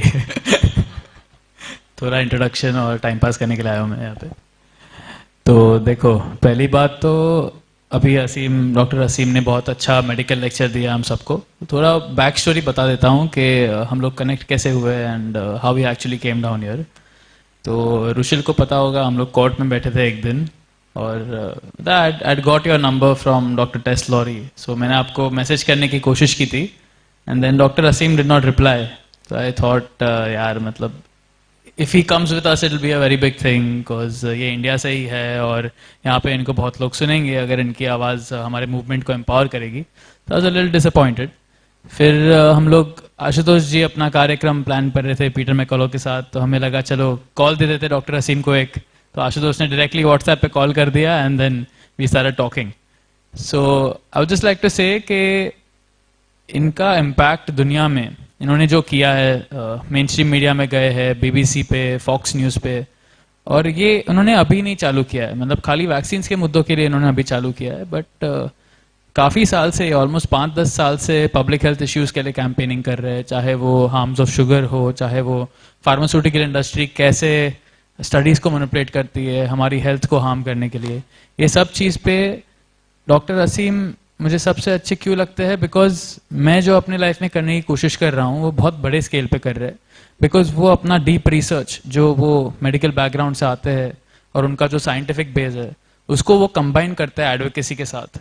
और जब ये दो मिल जाते हैं, डीप रिसर्च और एडवोकेसी, पब्लिक अवेयरनेस, तब जाके उसका इम्पैक्ट इतना बड़ा होता है कि उसमें मूवमेंट्स क्रिएट होते हैं, लोग शामिल होते हैं, अपने राइट्स के बारे में समझते हैं, और फिर एक टारगेटेड कॉन्सेंट्रेटेड एफर्ट होता है इश्यूज को ओवरटर्न करने के लिए, कानून बदलने के लिए.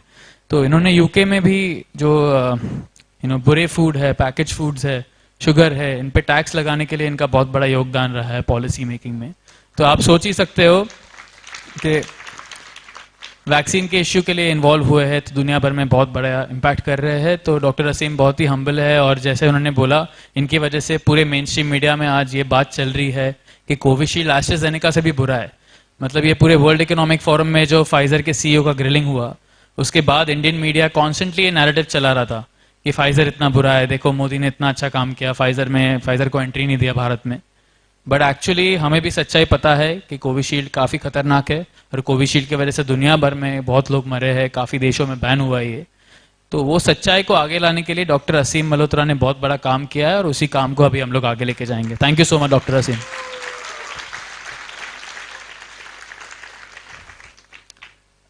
अभी हम लोग एक छोटा सेशन रखेंगे 10-15 मिनट का, जहाँ पे एक मेरी दोस्त है कृषा शाह, वो डॉक्टर असीम को कुछ क्वेश्चंस पूछेंगे आपके बिहाफ पे। तो थोड़ा कृषा को इंट्रोडक्शन दे देता हूँ मैं। तो कृषा एक्चुअली बहुत ही इम्पोर्टेंट पिलर रही है अवेकन इंडिया मूवमेंट में। जब हम लोग शुरुआत में अवेकन इंडिया मूवमेंट क्रिएट करने की कोशिश कर रहे थे, तो तब हमारे साथ बहुत ही कम लोग जुड़े थे, बिकॉज बहुत ही कम लोग वो टाइम पे जो मैटर की अर्जेंसी थी उसको समझ रहे थे। उनमें से एक कृषा थी। तो कृषा आई हमारे साथ, हम लोग कुछ 7-8 लोग थे, और हम लोग ने काफ़ी मीटिंग्स किए। उसमें कृषा ने बहुत बड़ा योगदान दिया। वेबसाइट पूरी आज जो अवेकन इंडिया मूवमेंट की है वो कृषा ने क्रिएट की स्टार्टिंग में। हमारे जो क्रिस्प प्रेस रिलीजेस थे, जिसके वजह से हमें काफ़ी सारा मेन स्ट्रीम मीडिया कवरेज मिला, उनको कृषा ने ड्राफ्ट किया था। और कृषा और अनमोल ने दोनों साथ में मिलके हमें पीछे से बहुत सपोर्ट किया है, स्टार्टिंग से हर एक तरीके से सपोर्ट किया है। So Krisha and Aseem, please come on stage. Everyone, please give a large round of applause for both of them. Thank you, Yohan. Thank you for that great introduction. And thank you, everyone who has taken the time to be here with us today. Awaken India movement is very, very close to my heart. My voice is shaking today because I'm so proud of how far we have come in this time.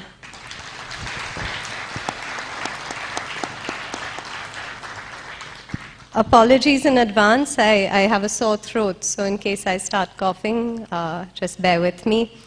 Thank you, Aseem. Thank you for being here. It means so very much to not just me and Yohan and Awaken India, but to all the people of India who may not already know what's coming up ahead. So thank you on behalf of your people, our country. Thank you. So I don't usually like labels, but if I have to describe myself, I would describe myself as an entrepreneur, an activist, a poet, a writer, and simply a human being. I come from an educational and professional background of political economy, social policy, development, human rights, and community building. Working with AIM and many other organizations and initiatives worldwide has taken up a lot of my time over the last 2.5 years. Activism and advocacy is very, very important to me, which is what really drew me to Dr. Aseem Malhotra. I have so much admiration and respect for the way that you have combined a professional career in cardiology and in medicine with advocacy and activism. Because as many of us here today know, activism sometimes has a bad reputation. People think activists are dangerous or crazy, they think they're unhinged, and I think people have a typecast that activists look like this. वो पागल लोग हैं जो road पे खड़े होते हैं poster वोस्टर लेके. But I think we're here to break not just one stereotype, but many stereotypes. Activists don't have to look a certain way, they don't have to dress a certain way. They can look like this, they can look like this, and they can look like all of you. I think part of what makes me feel very confident about being here and standing on this stage is the support from my family, from my husband, Anmol, from my parents, my mom, who's sitting right here with me, my dad, who's in my heart, my brother, who's here, my sister and brother-in-law in Delhi, my nephews, who are 3 and 5, who I'm really, truly fighting this fight for, and my in-laws and brother-in-law, who aren't here today, but who's supporting me in spirit. Thank you to all of you, really. I raise that point because in our conversations, Aseem, you've mentioned what a big impact your dad had on you, and how he instilled and your parents instilled such strong values. Values of honesty, truth, integrity, courage, equality, justice. I think those are the pillars and the foundation upon which all of our efforts here are being built. Can you talk to us a little bit, Aseem, about why that's so important as we gather here today, especially under this banner of United We Stand? We are uniting on a foundation of values. We are not focusing on the differences of opinion. It may be that some of us believe certain things about what is going on right now over the last 2 years with COVID and vaccines. Some of us have, many of us disagree, actually, even within the AIM network and within other networks, even between Dr. Aseem and I, we may disagree on various points, but we know where we unite. We know where we draw a line, and we know where we need to come together. Could you talk about that? No, really, really important points, Krisha, very powerful. I think the basic thing I would say is that, for societies, we want to all, ideally, we come back to this definition of health, we want to have optimal, or at least the best opportunity to have the best, optimal mental and physical health. And for societies to flourish, people have to be able to trust each other. And you can only trust each other when you believe that people are speaking the truth, when people are speaking the truth. So it all comes back to those basics. And even when you look at modern psychology or even, and combine that with ancient wisdom, even to lead the good and happy life, it does mean you have to come from a place of values, right? And certainly that's something that was instilled into me by my parents. In the UK, we have something called the 7 Nolan Principles. So this is something that all people in public life must adhere to. And these include politicians, teachers, doctors, police officers. And those 7 principles are these. And I remember when I worked for a health think tank called the King's Fund, we had to sign a paper, and I thought, this actually is very, very good. And those 7 things are this. When you act in the public interest, you have to have these 7 principles. So selflessness, objectivity, integrity, accountability, honesty, openness, and leadership. And leadership also means pointing out when failures are occurring, when people are not adhering to these principles, right? So I think that if we come back to a place of values, it also comes back to trust and truth, and we can't flourish. So as we see now, people are losing access to the truth. We see what's been going on with mainstream media, for example, increasingly losing access to the truth, and also a capacity for empathy.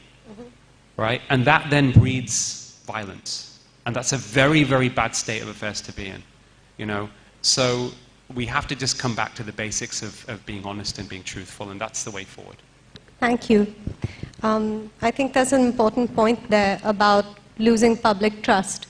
I think, a lot of people pointed fingers and blamed many of us here and around the world for saying what sounded like crazy things or believing things that were outrageous. But when trust is broken, you can think about it like in relationships. If trust is broken, your mind can start conceiving and believing all sorts of things. So I only have empathy, and I believe it is fair that people maybe believe things that sounded crazy because our trust was broken. So thank you. Thank you for explaining that. Another important point I wanted to bring up is your fan following worldwide has great admiration for your courage. I know many of us here have been courageous from the get-go, but I think it takes a different kind of courage and humility to say, I was wrong, I changed my mind, and now my opinion has evolved.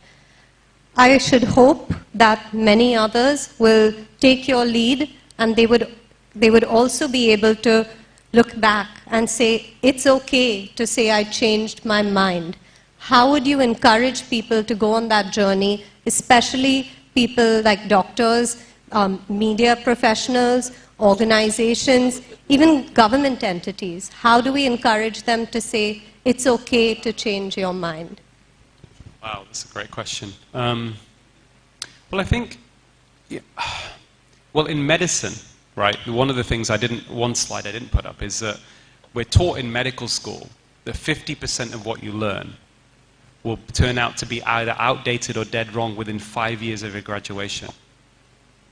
The trouble is nobody can tell you which half, so you have to learn on your own, right? So I think that when mistakes happen, I think people just want people to come from a position of saying, honestly, I got it wrong, this is why I got it wrong, and then we implement measures to reduce the risk of that happening again. I think that's just should be just part of normal conversation, certainly with doctors as well.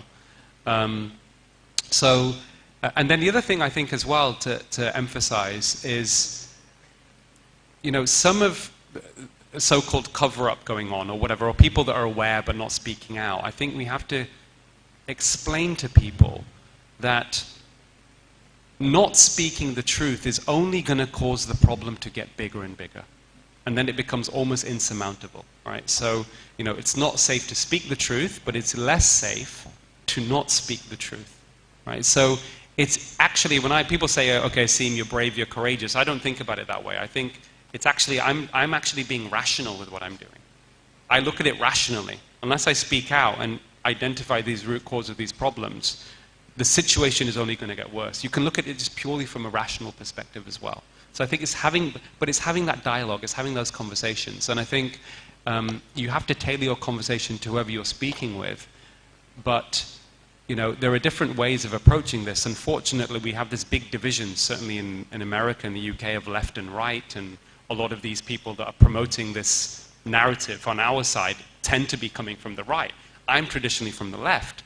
But I think when it gets into insults and name-calling and whatever else, I don't think we progress any further. So we have to be better than the people who are arguing against us, right? If they go low, we go high, right? That's the way forward. We have to set an example of how we do this. And this comes even from Gandhi's teachings, right? Non-violence, even in your speech, right? That's how we set, people will respect us more. People may get angry, but we don't lose our temper. We keep calm.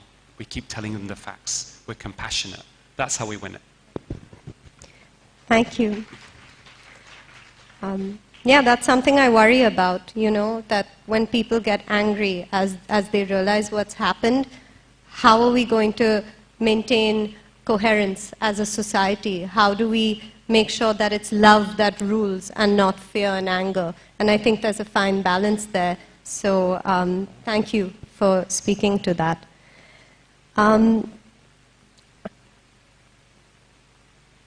This last week has been such a fantastic series of events that has come together because of collaborations and strong relationships and new partnerships. I truly believe that community is everything. And the only way we're going to win this is if we can extend a hand, join hands, and form new strong relationships and associations. Can you talk a little bit about the importance of building strong relationships and partnerships as we try to build new resilient systems for humanity? What role does collaboration play? Oh, it's huge. I think even coming back to the basics of what it means to be human, we flourish better when we've got community, right? And this comes back to the basics of even survival and evolution, in that we feel protected when we've got people around us that, you know, we're there to look out for each other. So we go back to those basics first. And then the other thing is, when you are in this case, for example, the Awaken India movement, it's a very powerful, big, growing organization, but still the minority, right, against this big juggernaut. There is safety in numbers as well. Yeah. You know, if we are working in isolation, it's much easier for those people to be taken down, to suffer stress, to not be able to help advance the cause because they're on their own. But when you're in a group, you know, it becomes a synergistic effect. So I think that both from a human aspect of being in a community, but also in terms of creating that change that we need to see, it has to happen at the grassroots level through that community action and through those relationships. Absolutely. Very important. Yeah, and I think Awaken India movement and the rest of us, including you, have done such a great job of making allies, not just within activism and health, you know, within creative fields and other kinds of fields as well. And we've seen a lot of growth and traction through that. Actually, even with Dr. Vandana Shiva and Navdanya, which is her organization. And my next and last little discussion point relates to a question which I asked her when we hosted her in Bombay about 6 months ago. And it relates to the confluence of science, spirituality, and activism.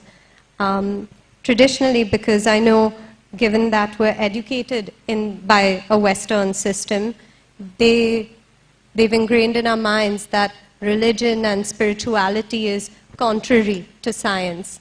And I think what you described as well in your talk is this is a time when we need to bring it all back together. And I loved hearing what Dr. Vandana Shiva said and how she explained how quantum physics really is the same as spirituality. Could you talk a little bit more about what spirituality means to you, especially as someone who comes from a science and medical background, and also in terms of being not just any activist, but a conscious activist, being someone who's rooted in something higher, in something bigger than us, and how that's propelled you forward? Wow, she asks tough questions, doesn't she?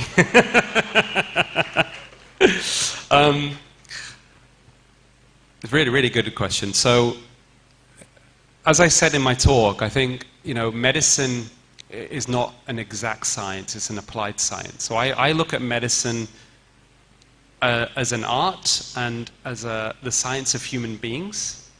And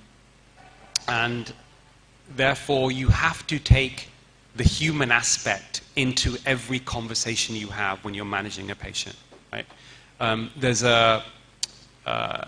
And the spiritual aspect of that is extremely important because, you know, everybody has their own personalities, their own values system, and that has to be incorporated into thinking about how you manage that patient. Most of the best things we do in medicine actually is ultimately to relieve suffering, right? Which means you have to connect with people's minds and you have to connect with their hearts. And that is where the spiritualism comes. The Patch Adams, Hunter Adams, is a well-known American doctor who was involved in revolutionizing the doctor-patient relationship. And one of the lines he says is, you treat a disease, okay? Sometimes you win, sometimes you lose. But you treat a patient, you treat a person, you always win. Right? That's my approach to medicine, and that's how we should be teaching our doctors and medical students that application of scientific principles with the human aspect. And that does, of course, mean being spiritual. But even from, you know, psychological research, I mean, in the last couple of years have become very much, I've always been interested, you know, in philosophy, but I've got very heavily, deeply, you know, reading books, Hindu texts, Hanuman Chalisa, and even Buddhism as well. And you know, what that has, and I've done that partly through my own suffering. You know, I've lost all my immediate family. I've had to look for meaning in life and everything else in a different way. And, you know, a lot of those ancient wisdoms make a lot of sense that one is suffering is inevitable. You have to grow from suffering. But that also gives us the ability to be more empathetic with our patients as well. So I think spiritualism is ultimately, you know, placing a value on things that, so I'm digressing a little bit here. What I was wanting to say is, I'm very interested in psychology, right? What is giving us the best mental health? How do we live the best life? How can we be as happy or whatever? And modern psychologists, very interesting, very eminent modern psychologists independently, all come back and cite the Buddha when they talk about mental health, right? So that spiritualism is at the heart, actually, ultimately, beyond any science, of what is going to give us the best way of leading our lives, right, away from materialism. So I hope that answers the question. Thank you. I could ask a million questions. And we teach our patients and we talk to patients about that, right, as well. Yeah. And I experienced that firsthand as well in times of suffering. But I won't take too much more time, although I think we'll do a 2-hour segment on another day. there's a lot of very, very important updates to be shared by all of our frontline warriors. So thank you for giving us the stage. Thank you for your time. And thank you, Dr. Aseem. Thank you. Thank you. Guys, please sit. बैठो. थोड़ा trivia खेलते हैं अभी. कोई मुझे बताएगा कि हम लोग जो इल्यूमिनाटी के परिवारों के अगेंस्ट लड़ रहे हैं उनके नाम क्या है? एनीवन? हाँ बोलो. ठीक है. रॉथस्चाइल्ड, रॉकफेलर आ गया. तो अभी अगर ऐसा है कि बुराई के साइड में पावरफुल फैमिलीज है जो बुराई की मदद कर रही है, तो यहाँ पे भी हमारे देसी रॉकफेलर, रॉथस्चाइल्ड है. उनका नाम गैस करोगे आप लोग? देसी यहाँ पे रॉकफेलर, रॉथस्चाइल्ड अच्छाई के लिए कौन है?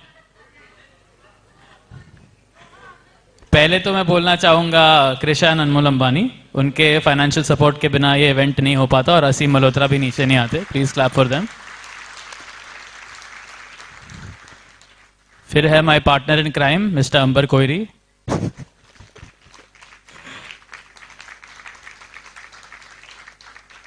और इनको तो मेंशन करना ही पड़ेगा, हमारे आदरणीय नीलेश सर, दीपाली मैम.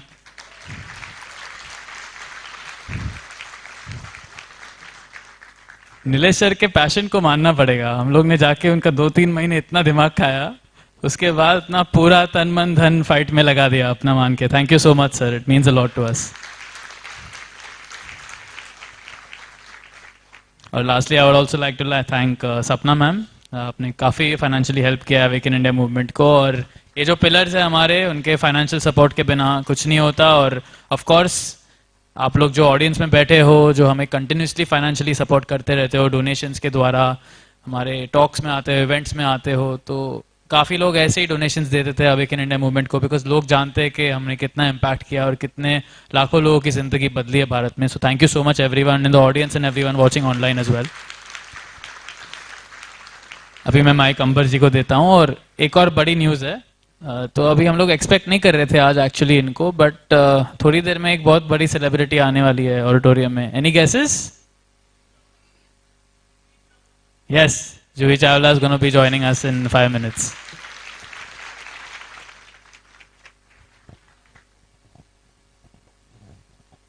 योहान को एक बात बता दो, पार्टनर इन क्राइम नहीं हूं मैं. ऐसे सबसे बड़े क्रिमिनल लॉयर बैठे हैं सामने.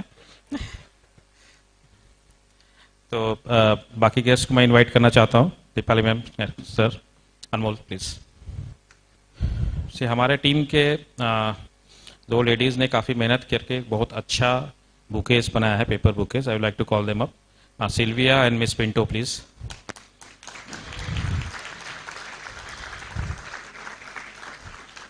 Where's Sylvia?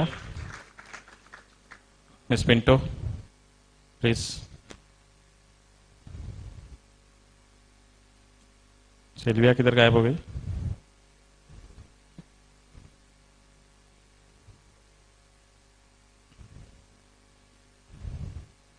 I will like to call. We have in Awaken India movement, I have seen that we have more lady warriors than gents warriors.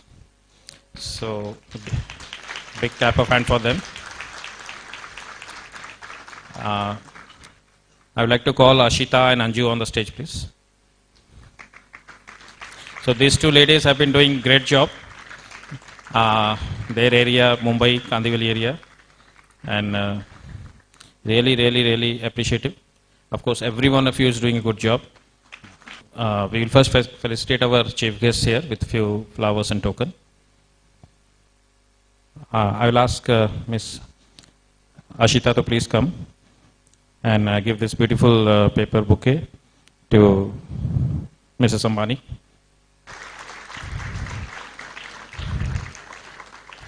Next, I will ask Anju to give this next bouquet to Amol Ambani.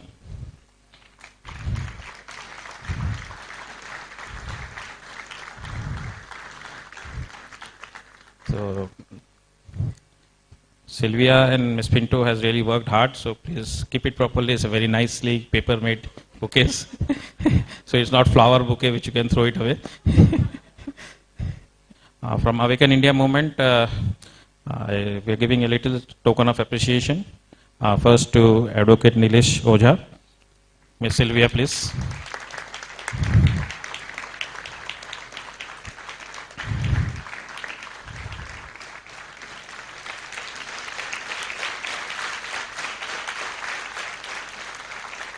Ms. Pinto will facilitate. Mrs. Dipali Ojha, please.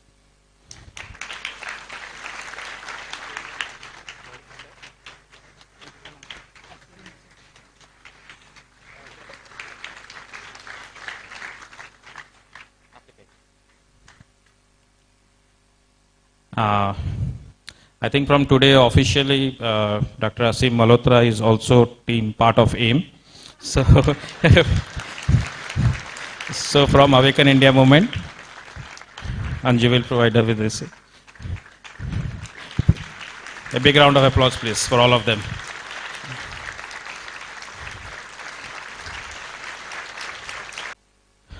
तो ये हमारा काफ़ी अच्छा journey रहा है और हमारे बीच में काफ़ी बड़े बड़े अच्छे गेस्ट जो हमको काफ़ी हेल्प करते हैं वो बैठे हैं। तो जस्ट मैं उनको ज़रा स्टेज पे बुलाना चाहता हूँ, फेलिसिटेट करना चाहता हूँ। तो पहला नाम जिसका वीडियोस देख के हमें काफ़ी जोश आया था, हमारे सुपरस्टार यंगस्टर प्रकाश पोहरे साहब। Please Ashita Anju please come, please be here sir. हमारा मीडिया सपोर्ट नहीं था, तो मीडिया सपोर्ट के रूम में भगवान ने हमको आशुतोष जी को दे दिया, क्यू वाइव नेटवर्क। तो आशुतोष पाठक सर प्लीज। दो जन पे हम लोग काफ़ी रिलाई किए हमारे फाइट में। डॉक्टर अमिताभ बनर्जी, फैंटास्टिक उनका रिसर्च, उनके पेपर्स, काफ़ी एमुनिशन उन्होंने हमको दिया है। और फैंटास्टिक बुक लिखने वाले math murder Professor Bhaskaran. Dr. Aseem, I would like to tell you something. When the mandates were on, so Nilesh sir fought in the court and he could get us medical certificate. So we were able to take the trains, auto rickshaws everywhere with the medical certificate. And there's one doctor among us who had issued, I think, more than 5,000 medical certificate. Dr. Abhay Cheda, please.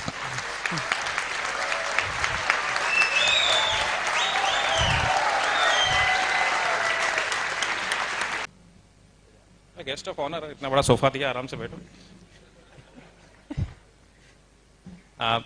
Please miss Anju, please come. From awaken India movement to Prakash Pohare sir.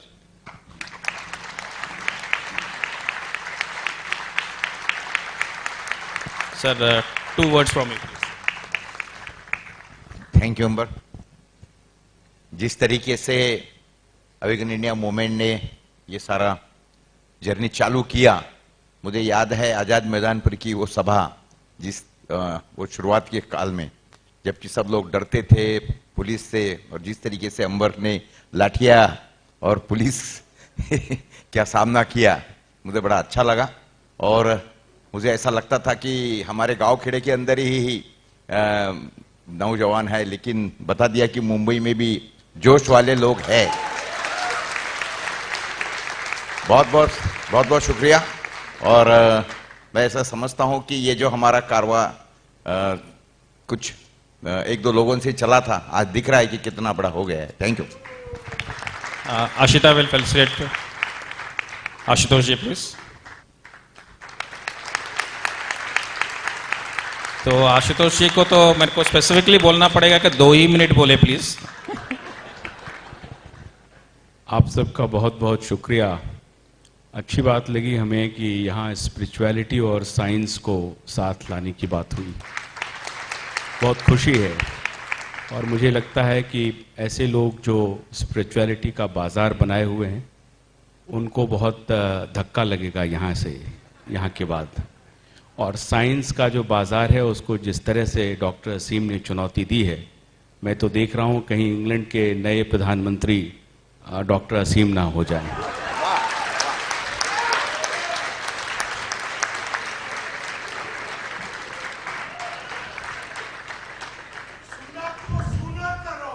अब ये शायद reverse colonisation होगा हम लोगों का, और भारत अब धीरे धीरे इंग्लैंड पर अधिकार जमा लेगा, ऐसा मुझे लगता है। आप सबका बहुत बहुत आभार। अवेकन इंडिया मूवमेंट ने जिस तरह से काम किया है, मुझे लगता है, मैं अक्सर बात करते रहता हूं अंबर जी से और नीलेश जी से, कि हम लोगों को भी रथ यात्रा निकालनी चाहिए देश भर में, और जनता को जगाना पड़ेगा। और जब इतना बड़ा दर्शन और विज्ञान साथ साथ चलेगा तो हम नहीं समझते हैं, और सत्य का सहारा है, विज्ञान और सत्य को साथ में लेकर के हम लोग विजयी जरूर होंगे, ये हमें पूरी आशा है। Thank you very much.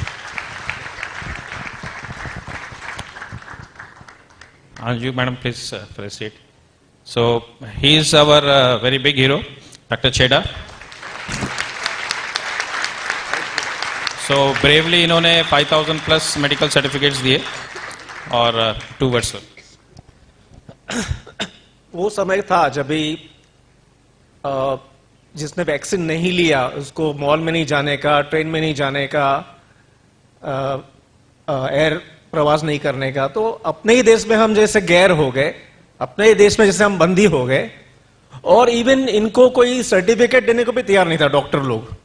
शायद डॉक्टर लोग डरते थे, और तभी एक टेलीग्राम एक मैसेज आया कि भाई हमको सर्टिफिकेट कोई दे नहीं रहा है। तो मैं सिर्फ एक लाइन बोला कि I am ready to give, just send me your data. और उससे ऐसा सैलाब हो गया कि दिन दिन में 500 जितने मैसेजेस आते थे फॉर सर्टिफिकेट। कई बार तो हमने 48 आवर्स नॉन स्टॉप वर्क किया। और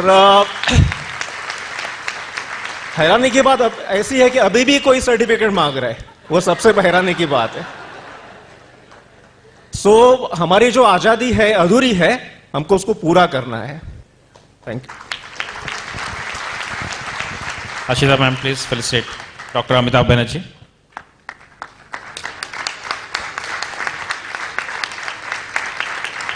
Two words from him, please. After Pohreji, I think I am the second youngest. And being a second youngest, हमको awaken थोड़ा देर से हुआ है। Pohreji is an exception. He is a fast learner. The earliest awaken was earliest person to get awakened was Yohan Tengra, the oldest. And the second oldest, I think, is Aseem Malhotra. And I am so young, so I got awakened just 3 years back. I wasn't awakened. Frankly, हमको भी नहीं मालूम था। हम भी WHO को मानते थे, ICMR को मानते थे, CDC को मानते थे, whatever they are last. I got awakened when I found certain violation of basic scientific principles, like disregarding natural immunity, person who has recovered to be injected with an experimental vaccine. Then I got suddenly awakened. Otherwise, I was about to rest my tired bones, but now my bones are no longer tired. Thank you. Yes, Sanju, please felicitate our own IIT professor, Mr. Bhaskaran. Please, 2 words, sir. Thank you. It's very nice to be here. You're all like my family. I'm also dressed like that. Very at home. Trisha said that activists come of various shapes and sizes. But really it's true. Everyone here, be it on stage or in the audience, they're an inspiration for me. I have worked with, I've had the good fortune to work with many of you on the street. We have warriors who fight for justice in the court, warriors on the street, warriors who are doctors and help with certificates when needed. Warriors like Prakash Pohre, I was very inspired by his video when he was rising up against the lockdown injustice. So I'm very happy to be here, and it feels like I'm at home. So please, sir, आप लोग please take your seats. No, not you. You are on your seat, please. आप लोग please.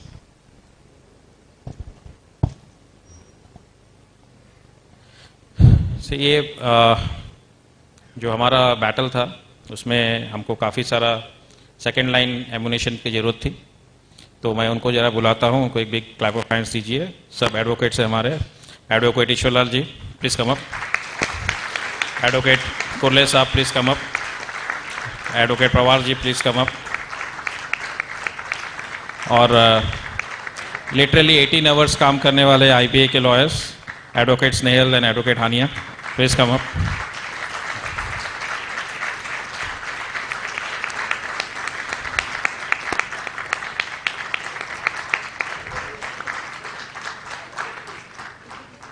Advocate Meena ma'am, please. Meena madam, yeah, please.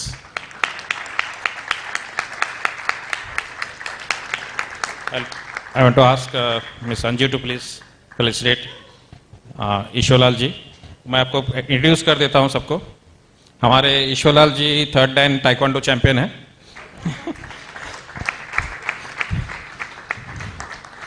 तो अभी परसों का ही किस्सा बताता हूं कि कुछ चल रहा था हमारे 100 करोड़ का डिफेमेशन केस में, तो ऑपोजिशन के लॉयर ने कुछ बोला तो सर खड़े हो गए, तो इनको जज ने डांट दिया कि भाई तुम्हारा 340 अब नहीं सुनूंगा।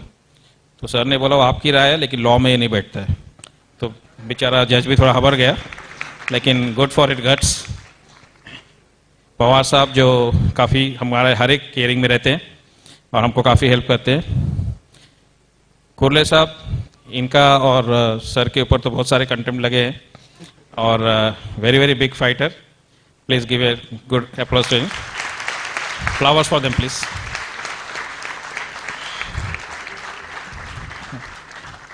Ashita please flower.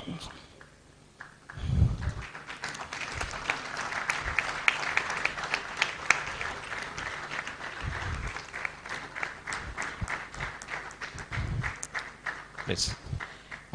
Please, she is Advocate Meenal, and she is also brave, awakened like us.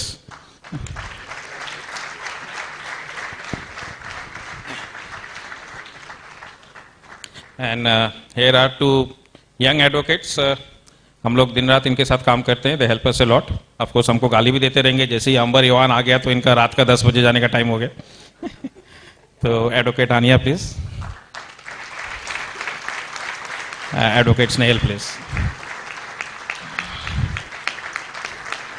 Thank you all advocates. You can take your seat. A big round of applause, please.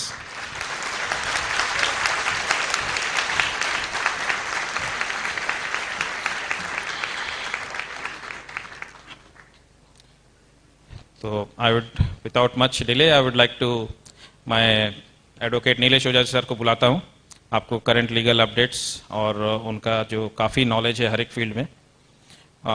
उन्होंने एक बुक लिखा है, how to prosecute police and public officers.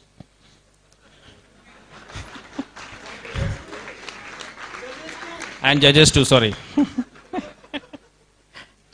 और इनका एक और book है जो काफ़ी अलग हटके है, the similarities between Gita and Quran. So you can imagine all the fields में उनको काफ़ी नॉलेज है, काफ़ी मेहनत करते हैं सर। तो सर प्लीज। Thank you.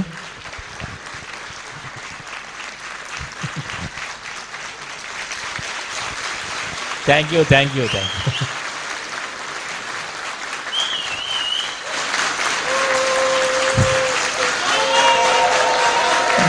जय भारत माता की, भारत माता की, वंदे वंदे। योहान ने एक बात कही थी कि उधर इल्यूमिनाटी ग्रुप के लोग हैं। तो अभी ये बात का ना महाभारत के काल का एक किस्सा शायद योहान को नहीं पता होगा, और वो कोई ग्रंथ में नहीं लिखा है। क्या हुआ, जब लास्ट में महाभारत का युद्ध कंप्लीट हुआ तो सबसे लास्ट में कौरव में मारा गया दुर्योधन। तो दुर्योधन मरने के बाद, अब नॉर्मल हमारे इसमें एक प्रथा है, वो मर जाता है तो वरदान मांग लेता है तो भगवान वरदान दे देते हैं। तो उन्होंने श्री कृष्ण जी से कहा, यार भगवान आपने अन्याय किया हमारे साथ, इनजस्टिस किया, आप तो जस्टिस करने वाले हो। बोले क्या इनजस्टिस हुआ? बोले उनके साथ में आप खुद खड़े थे, तो आपसे कौन जीत पाएगा, तो आप इसको कॉम्पेंसेट करो आप। तो बोले क्या चाहिए बोलो? बोले कलयुग में हमारा भी राज रहना चाहिए। तो भगवान ने कहा तथास्तु, जाओ तुम्हारा बिल गेट एंड गैंग बनेगा कलयुग।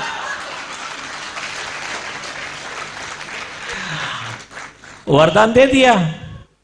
फिर जो हमारे पांडव लोग थे वो आ गए, भगवान क्या कर दिया आपने? बोले हमारी आने वाली पीढ़ियां, समाज, ये सब, इसकी चिंता नहीं किया आपने। अच्छा, उसको वरदान में ये भी दिया था कि मैं इसके आगे जो भी युद्ध होंगे उसमें मैं नहीं आऊंगा। तो कृष्ण जी बोले उसकी क्यों चिंता कर रहे हो? बोले मतलब इस समय 5 लोग थे, इन्होंने 100 को हराया। मैं तुम्हारे लोगों को वरदान देता हूं, तुम्हारा हर एक आदमी उनके 100 पे भारी रहेगा। तो उधर बिल गेट एंड गैंग जो भी होंगे वो 100 मिलके जो प्लानिंग करते, हमारे का एक एक वॉरियर उनको भारी है।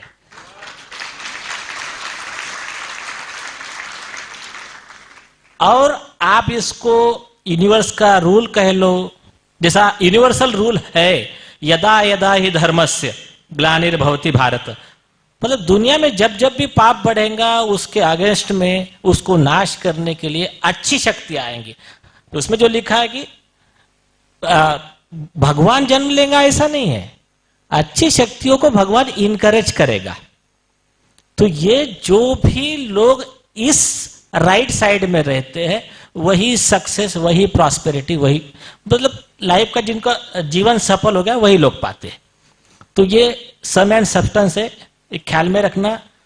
आप लाइफ में रोज देखते हो, मेरा खुद का पर्सनल एग्जांपल आप देख लेना। अभी समय कम है, डिटेल बताने की जरूरत नहीं है, बाकी बहुत लोगों को पता है कि जिन्होंने जिस किसी व्यक्ति ने किसी भी अन्याय के खिलाफ या तो खुद ने आवाज उठाई या दूसरे किसी को मदद की, आप अपने अंदर देख लेना किस तरह की ऊर्जा, किस तरह का आपको एक आनंद मिलता है, आपको किस तरह का समाधान मिलता है। और आप सभी लोग, हर व्यक्ति, मैं तो अंबर जी से वही कहता था कि हमारा हर व्यक्ति अपने आप में एक आर्मी है। देखो 140 करोड़ में से सिलेक्टेड हम कितने लोग आगे आए, लेकिन ये खुशी की बात है कि भगवान ने हमको इस लायक समझा, जीवन सफल हो गया हमारा।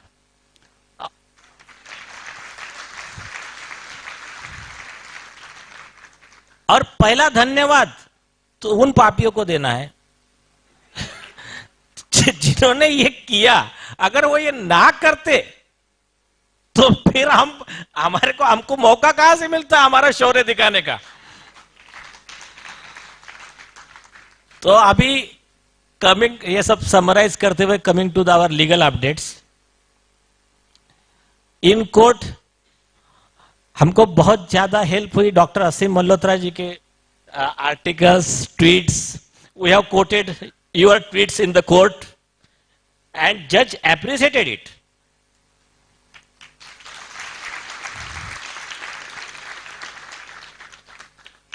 We have quoted also that article published by Dr. Amita Banerjee, failed mathematical model of WHO. So judge को हमने स्पेसिफिक पॉइंट आउट किया कि ये कह रहे वैक्सीन हेजिटेंसी का, हम कह, और इनके ट्वीट में था कि around 70 crore Indian refuse to get booster doses. तो कोर्ट को कहा कि हमने इनको मैनिपुलेट किया क्या? ये 70 करोड़ क्यों? Why they refused? Now they are awakening. Earlier they were misinformed, misguided by these mafias. फिर फिर उनके लोग उठ के ऑब्जेक्ट, हाँ अभी तक क्या होता था, don't call them mafia, you can not call anything, हर बात पे ऑब्जेक्शन लेते थे। तो जज ने बोला mister Ojha, will it not create vaccine hesitancy? बोला yes, we are doing for that only. फिर कोर्ट को समझ में आ गया, और सब मतलब अभी तो बहुत बहुत बेटर पोजीशन में हम। एक जमाना था वैक्सीन के अगेंस्ट बोलने में डर लगता था लोगों को कि कल कोई हमारे पे केस ना हो जाए, ये माहौल उन्होंने बनाया था। वैक्सीन कंपनी के खिलाफ बोलना, वैक्सीन के खिलाफ बोल, एक बार आप भगवान को गाली दे दो चल जाएगा, वैक्सीन को कुछ नहीं बोलने का, ऐसा माहौल क्रिएट किया था। आज उन लोगों को शर्म आ रही है कि हम बेवकूफ बन गए। उस दिन हमारा हियरिंग चल रहा था हाईकोर्ट के जज, ठीक है नाम लेना ठीक नहीं, हाईकोर्ट के जजेस से स्नेहल मैम, हानिया मैम, हम सब लोग थे वहां पर। जज ने खुद कहा,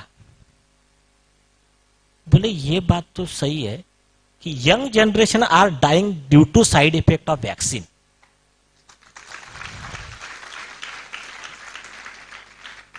next line is important, but doctors are deliberately not accepting it. तो ये जो बात थी हर कोई समझ गया अभी इनका। अब सिर्फ हमको करना क्या है, ये जो आ गए ना अभी एंड पे, अभी इनको हमको माफ नहीं करना है, हमको भूल नहीं जाना है।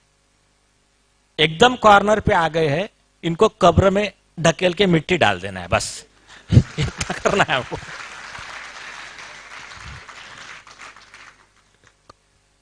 कोर्ट में अभी जो इनके लेटेस्ट पब्लिश हुए थे इंटरव्यू डॉक्टर असीम मल्होत्रा के, वो भी हमने सब दिए हैं कोर्ट को। कोर्ट में एक बात हमने और कही, और सब लोग आते थे, आप लोग जो लोग नहीं आए थे वो सुन लीजिए। उन्होंने कहा साहब देखिए, ये किसके वर्ड्स है, आदर पूनावाला के काउंसिल के, सीरम इंस्टीट्यूट के। उन्होंने कहा कि देखो अभी तक हमारे खिलाफ कोई गुनाह प्रूव नहीं हुआ है, इसीलिए उनको रोको, हमको मास मर्डरर नहीं बुलाए। पहले तो मर्डरर बोला था, तो बोले मर्डरर नहीं बुलाए। मैंने कहा मर्डरर नहीं, मास मर्डरर। तो बोले हाँ हाँ, बोले ये तो सर एग्रावेटेड डिफामेशन हो गया। बोले हमने कोर्ट को कहा, मतलब देखिए जज साहब, अगर सीरम और अदर पूनावाला अगर ऐसा प्रोटेक्शन मांग सकता है कि रिजल्ट आने तक मुझे गुनेगार न बुलाए, तो मतलब कल तो फिर दाऊद और कसाब भी मांग सकते हैं। These people are worse than the Dawood and Kasab. वो तो ओपन दुश्मन है ना, वो तो कसाब आया था, हमको मालूम है पाकिस्तान का ओपन दुश्मन है, हमको मारने आया था। लेकिन ये तो दिखा रहा है, नौटंकी कर रहा है, मैं तुमको बचाने आया हूं, और काम कर रहा है मास मर्डर की, ये उससे ज्यादा घातक है। तो मैं फिर तो कसाब तो गया, अभी बचा दाऊद। मतलब दाऊद छोटा शकील, कल वो बोलेंगे कि हाँ जब तक ये ट्रायल कंप्लीट नहीं होता हमको गुनेगार बुलाओ मत, वी आर इनोसेंट। तो इस तरह के आर्गुमेंट कोर्ट में हुए हैं, उसको ऑब्जेक्शन भी नहीं ले पाए। और हमने वो बोले ऐसा नॉर्मली होता क्या था, आपको बताता हूं मैं। अभी आप लोग एक मेंटेलिटी सीख लो, इनका होता क्या था, किस ऐसा कुछ बोल दिया बाहर बोलने के बाद में कोर्ट में केस डाल दिया, पहला काम सॉरी सर हम नहीं बोलेंगे। यहां हमने उल्टा किया। और अपने हर मेंबर से, जो भी लोग देख रहे हैं, मेरी यही रिक्वेस्ट है, forwardable attack is best defence. और पहली चीज हमको खुद को कंफर्म करने का, first you confirm that you put your feet on right place, then try to stand. तो हमने पूरा एनालिसिस कर लिया, हमारे पास में पूरा डेटा है। डॉक्टर असीम मल्होत्रा हो, डॉक्टर अमितो बैनर्जी हो, यहां से लेकर वर्ल्ड के टॉप के पीयर रिव्यूड स्टडीज से लेकर सारा डेटा आ गया, हमारा कंफर्म हो गया। उसके बाद में हम आए ना, अब फंसे वो है। अभी हमने क्या किया, जो लोगों को पता नहीं हो, वीडियो में तो आपने देखा ही होगा, हमने काउंटर उनके ऊपर मांगा है। हमने कहा 100 करोड़ तो ये मांग रहे, छोड़ दीजिए, वो 100 करोड़ तो बहुत दूर की बात है, सूट डिसमिस करो, इसका अरेस्ट वारंट निकालो, झूठा एफिडेविट दिया करके हमको 1000 करोड़ पर पर्सन कॉम्पेंसेशन का ऑर्डर करो।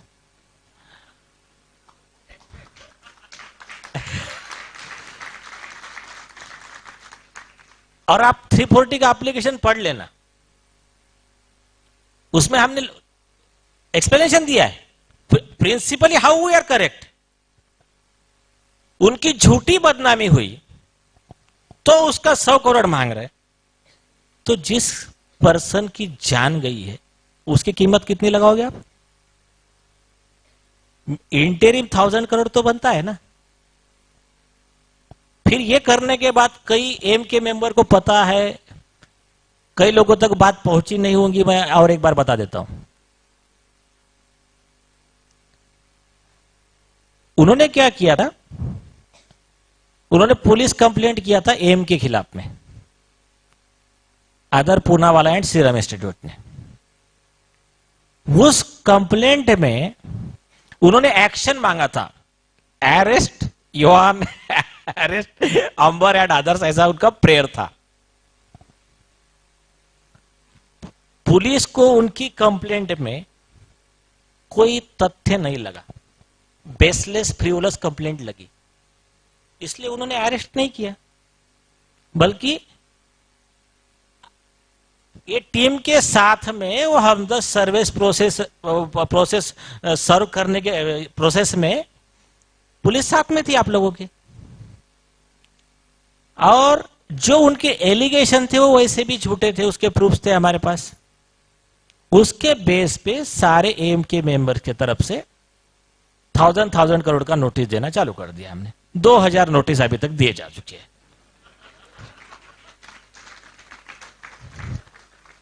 और हमारे प्रकाश पोहरे जी का थोड़ा सा इनकम टैक्स रिटर्न ज्यादा है, तो उनके तरफ से 10,000 करोड़ का नोटिस दे दिया। अब इनका सूट रेडी हो गया है, इनका सूट अभी फाइल होगा। सूट में पहला ही प्रेयर है, attachment of property of Serum Institute before judgement.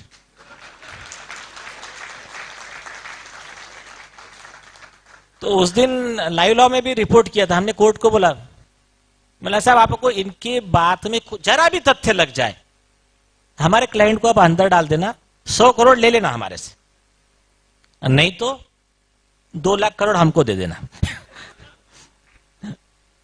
अभी जो माहौल दिख रहा है कोर्ट का, वो लोग खुद की जान बचाने के लिए तड़पड़ा रहे।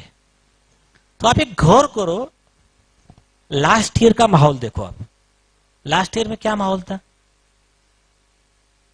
हम हमारा एग्जिस्टेंस दिखाने के लिए मतलब स्ट्रगल कर रहे थे। आज हम ये पोजीशन में आ गए हैं कि वो लोग अभी खुद की इज्जत बचाने के लिए वो लोग कोर्ट में आ रहे, कोर्ट वाला इंटरिम रिजेक्टेड।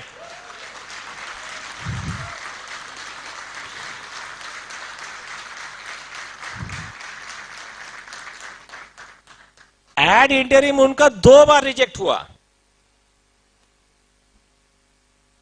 जो पिक्चर इन्होंने क्रिएट किया था ना, मीडिया, सोशल मीडिया, इसमें वो बहुत बड़े हैं, वो सब उसका भी कचरा हो गया है।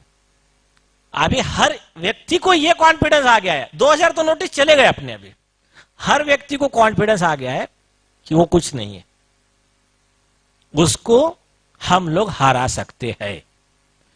तो जिस दिन ये कॉन्फिडेंस पब्लिक में आना शुरू हो जाएगा, उस दिन जैसा देश हमारा पहले विश्व विजयी था, विश्व गुरु था, वैसा फिर से बन जाएगा।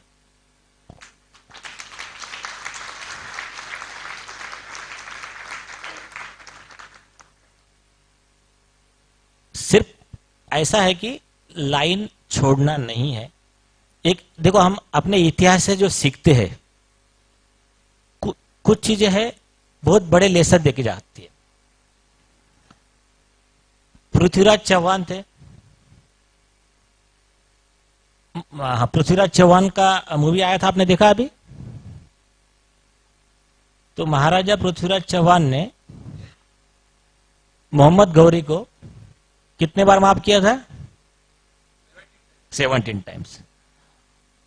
हर बार उसको हराते थे, माफ करते थे, चला जाता था, फिर और सेना लेके आता था, फिर हमला करता था, फिर हराते थे और बड़ा दिल दिखाकर माफ कर देते थे।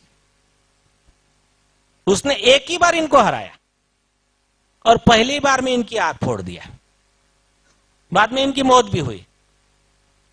तो हमको ना, हम पृथ्वीराज चौहान जैसे बड़े दिल वाले नहीं है।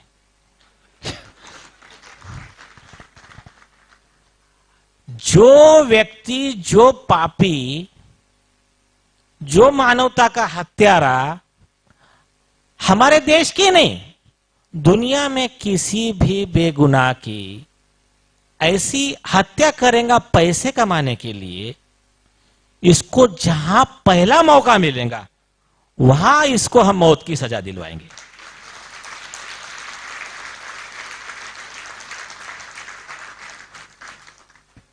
और देखिए, हम इतने लकी है, हमको महाराणा पृथ्वीराज चौहान जी जैसे या फिर शिवाजी महाराज जैसे हमको जान पर नहीं खेलना है। क्योंकि आप गौर करो, अगर आप इतिहास देखोगे शिवाजी महाराज का, तो हर समय चूके की जान गई, इतने कठिन माहौल में उन्होंने एम्पायर खड़ा किया था। हमको वैसा नहीं करना है, हमको बहुत आसान है, कुछ भी कागज पेन की लड़ाई है। बहुत ज्यादा बुरा से बुरा हुआ तो मास्क का 200 रुपए फाइन, इसके सिवा आपके लड़ाई में क्या था? ज्यादा से ज्यादा नुकसान और क्या था?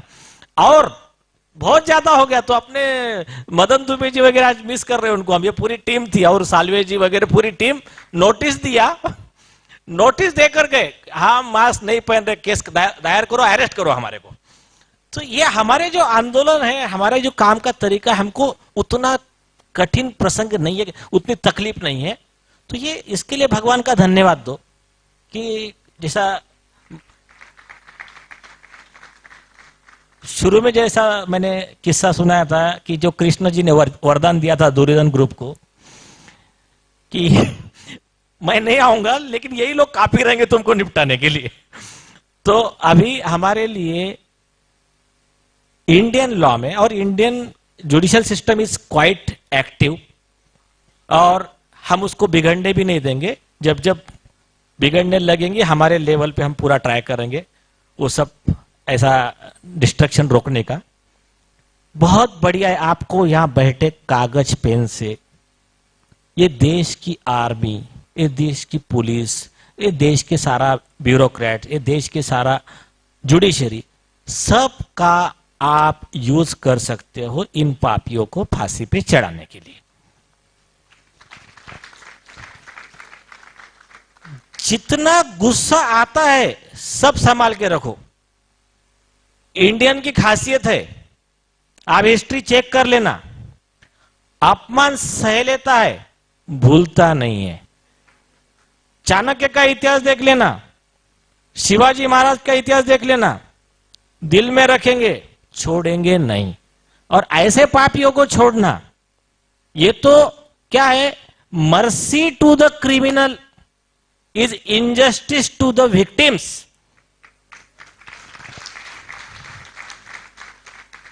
तो आप लोगों को, आप लोग तो कर ही रहे हो, जो लोग सुन रहे हैं, जो नहीं कर पा, अपने लेवल पे बेस्ट हम समझते हैं, हम जो कर रहे हैं वो हमारा गिलहरी प्रयास है। वैसा ही हर व्यक्ति, इस आंदोलन का हर व्यक्ति इंपॉर्टेंट है। हर व्यक्ति अपने अपने लेवल पे जो कर रहा है उसका मतलब कलेक्टिव इफोर्ट दिख रहा है हमको। मैं वहां क्या कोर्ट में केस लड़ रहा हूं, मैं मेरे लेवल पे टाइम दे रहा, ठीक है, लेकिन अगर उधर डॉक्टर मल्होत्रा जी हो गए, वो एक ट्वीट कर दे रहे, वो एक साइंटिफिक, उनके बात को ज्यादा वैल्यू है मेडिकल लॉ में, तो वो हम यूज कर ले रहे। उधर आशुतोष जी रोज की वही पे चला रहे प्रोग्राम, उधर अमिताभ बनर्जी कोर्ट में उस दिन इतना उनके लिए एम्बैरेसिंग सिचुएशन हो गया था। हमने कोर्ट को कहा कि आप जरा इनका क्वालिफिकेशन दीजिए, देखिए डॉक्टर अमिताभ बनर्जी का। फिर आईआईटी के प्रोफेसर भास्कर रमन, ये ऐसे सब एक सब दिखाना शुरू किया। कोर्ट बोलता यस यस और उसके आगे एक वर्ड बोला हमने कोर्ट को। मैंने कहा अगर कोर्ट कहता है, ये लोग कोर्ट में आके और भी गवाही देंगे, 165 एविडेंस एक्ट में कोर्ट को अधिकार बुलाइए आप, लेकिन साथ में उसको भी बुला लेना, आदर पूना वाला को, उसको यहां से यहां जेल में भेज देंगे।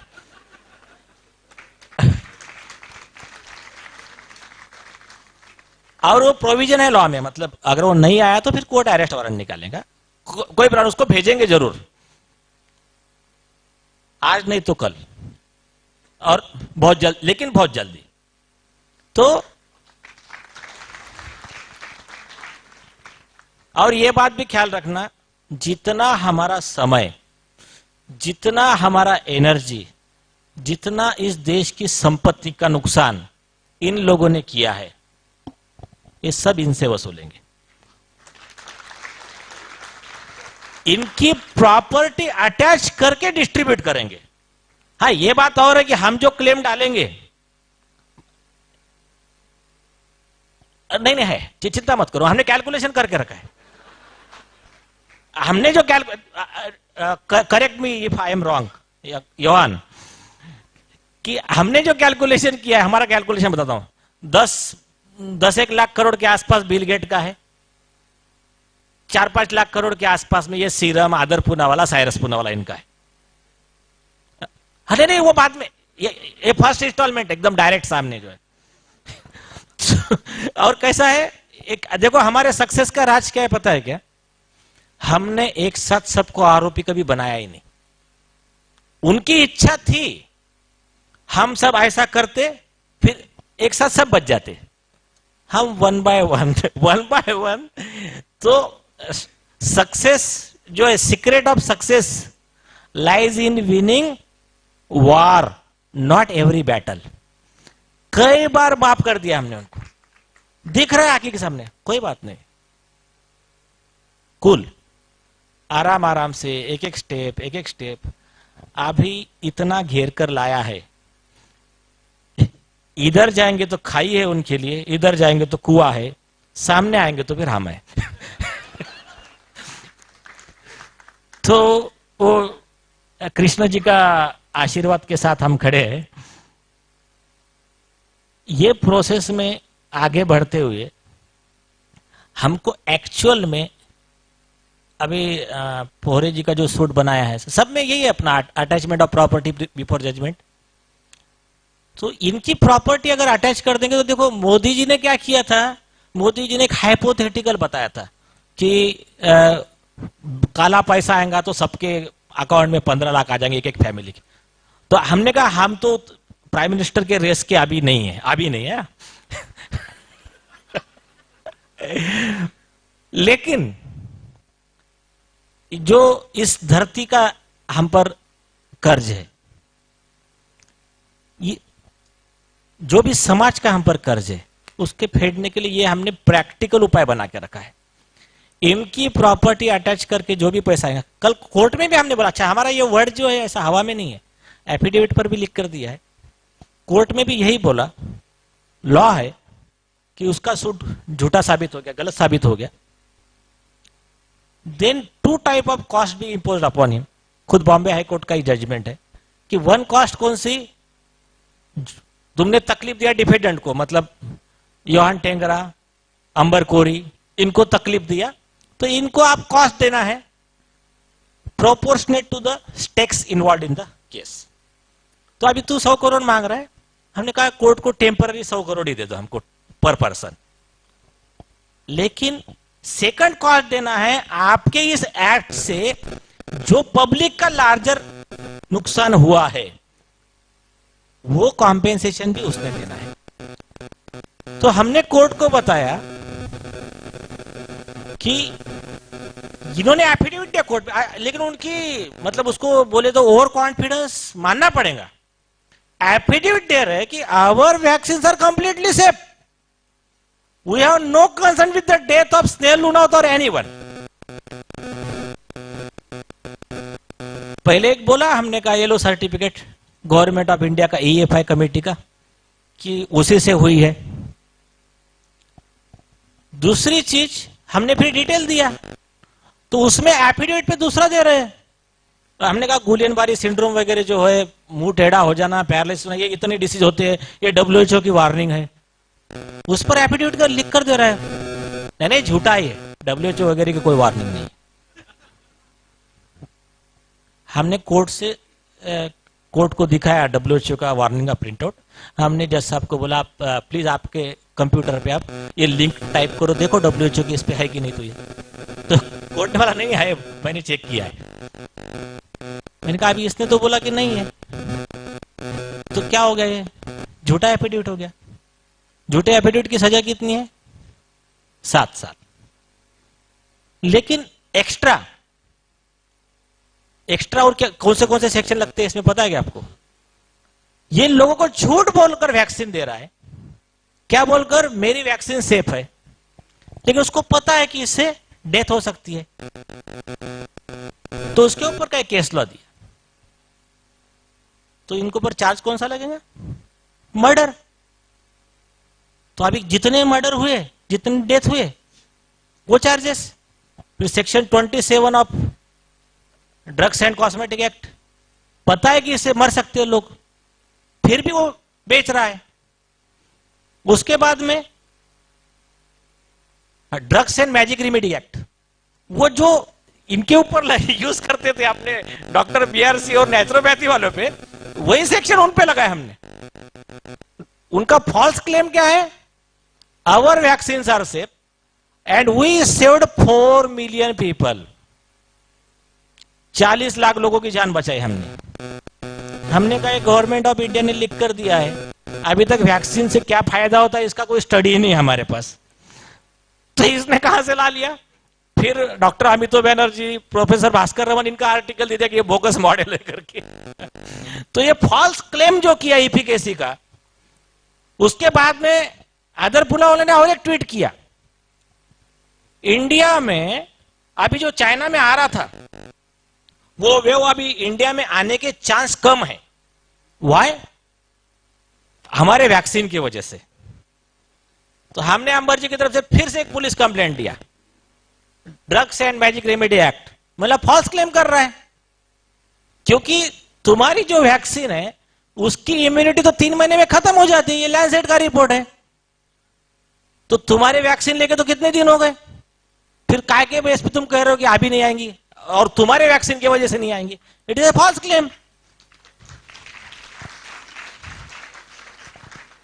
फिर हमने वो कंप्लेंट फाइल किया और उसकी नोटिस दिया आदर पूनावाला को कि कल तुम्हारे खिलाफ हम ये कोर्ट में यूज करने वाले हैं, तुम्हारा क्या जवाब है लेकर आ जाओ। कोर्ट को बोला देखो हमने नोटिस दिया था, बोले यस। बोला जवाब नहीं दे सकते। तो बोला इससे ज्यादा क्या प्रूफ चाहिए कि ये फ्रॉड है, चोर है ये? तो चुप, कोई जवाब नहीं, आज तक जवाब नहीं है। तो ये जो हुआ है इसको बोलते भगवान ने उनकी मति भ्रष्ट किया। आप लोगों के स्टार अच्छे थे कि उसने आकर केस दायर किया और वो भी पुणे छोड़ के मुंबई में आके दायर किया।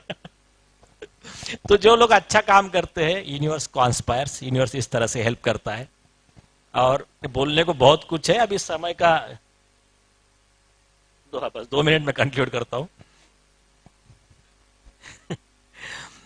तो ओवरऑल आप एक देख लीजिए, हम राइट साइड में थे, ये दिन ब दिन साबित हो रहा है। सिर्फ बहुत कम लोग हैं like doctor Aseem Malhotra, doctor Amitava Banerjee fairly admitted that we were misinformed, we were under wrong impression। तो हम गलत इंप्रेशन में थे, एक्सेप्ट किया उन लोगों ने। एक क्लास 1 ऑफिसर ब्यूरोक्रेट, उन्होंने उनके ग्रुप में एक मैसेज डाला। वो किस्सा आपको समझ में आएगा कि कई लोग एक्सेप्ट क्यों नहीं कर रहे।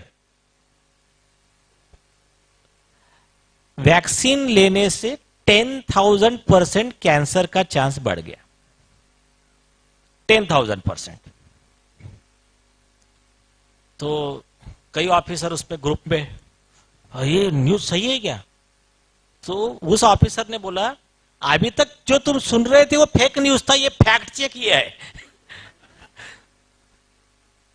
फिर उसमें से कई अधिकारी उनको पता था फंस गए पर बोल नहीं सकते क्योंकि बोले हम ही तो लोगों को फोर्स कर रहे थे। लो अभी अगर हम बोलेंगे तो पहली पब्लिक हमको ही पीटेंगी। तो ये ऐसे कई रीजन है, कई डॉक्टर्स है और अपना एक मेंटेलिटी भी है। एक हम अभी डॉक्टर साहब हमको बोल रहे थे कि पेशेंट को कन्विंस कैसा करने का। मैं पेशेंट को तो छोड़ो, डॉक्टर को कैसा कन्विंस करने का वो भी बताता हूं मैं। एक डॉक्टर के हॉस्पिटल में मैं गया था, डबल मास्क लगा के। मैंने कहा डॉक्टर साहब ये मास्क डेंजरस है, ऐसा समझाया उनको, ये है वो है। सुना कुछ रिएक्शन नहीं, मास्क कंटिन्यू उसका। मैंने कहा ठीक है। नेक्स्ट डेट पे क्या करा, 2-4 पीयर रिव्यूड फॉरेन के स्टडीज और एक यूएस के दीपाली मैडम की फ्रेंड है, उन्होंने एक बुक पब्लिश किया था। मैंने कहा देखो ये यूएस की एमडी है, इसने पब्लिश किया है और ये पीयर। अच्छा ऐसा है क्या, मास्क निकाल के मेरे सामने डस्टबिन में फेंक दिया। तो मैंने कहा सबको आप, ये हमारे दिमाग में बैठा हुआ है। स्वामी विवेकानंद जी इंडिया में लोगों को बता रहे थे, लोग बता हाँ ठीक है। अमेरिका में गए, वहां लोगों ने बोला क्या ब्रिलियंट आदमी है। इंडिया में बोले हाँ हाँ बहुत ब्रिलियंट है। तो ये हमारे लोगों को थोड़ा सा हमको मार्केटिंग सीखना पड़ेगा, जैसा वो अभी मार्केटिंग करते, हमको अच्छाई की मार्केटिंग अभी हमको करना पड़ेगा। बहुत अच्छे लेवल पे हम सब लोग अभी एक स्टेज पे आ गए हैं। आप सभी लोगों का धन्यवाद, क्योंकि ये जो ऑर्गेनाइजेशन है ये एक दूसरे के मदद पे ही चली है। कोई किसी ने डायरेक्ट मदद की है, किसी ने इनडायरेक्ट की है। अगर किसी ने बैठ के एक मैसेज भी 4 लोगों को सर्कुलेट किया, इवन मैंने कई लोगों ने मुझे सवाल पूछे कि बोले अगर मैं ऑब्जेक्शन लो ऐसा है वैसा है तो बोले मेरे खिलाफ में माहौल हो जाएगा, सोसाइटी में प्रॉब्लम आ जाएगा। मैंने कहा उल्टा करो ना, आप उनको सवाल पूछो, अरे एक मैसेज आया है इसके बारे में आपका कुछ मतलब क्या है, मुझे वेरीफाई करना क्या है। तो आप ऐसा बताओ ना, आप ऐसा क्यों बोल रहे हो कि हाँ मैं कह रहा हूं तुम झूठे हो, तुम पागल हो, तुम ऐसा मत बोलो, गुस्सा मत करो, अलग तरीके से। तो डॉक्टर संजीव राय ने भी कहा था कि बोले सारी दुनिया कह रही है ये ब्लैक कलर हमको पता है, इन्होंने सब माहौल बना दिया व्हाइट है व्हाइट है, तो डायरेक्ट मत बोलो ना ब्लैक है। बोला अच्छा ग्रे तो नहीं है ये। तो इस तरह से लोगों को वोट करो। तो इसी यूनिटी के साथ हमारा काम आगे बढ़ता रहे। सारे दुनिया में जिस तरह से अभी माहौल बना है, आप भी हम मेजॉरिटी में आ गए, वो माइनॉरिटी से माइनॉरिटी में आ गए, दिख नहीं रहे अभी कहीं। तो ऐसा ही ये कारवां आगे बढ़ता रहे। हम मानवता की सेवा में अपना ऐसा ही योगदान देते रहे, यही प्रार्थना के साथ जय Hind.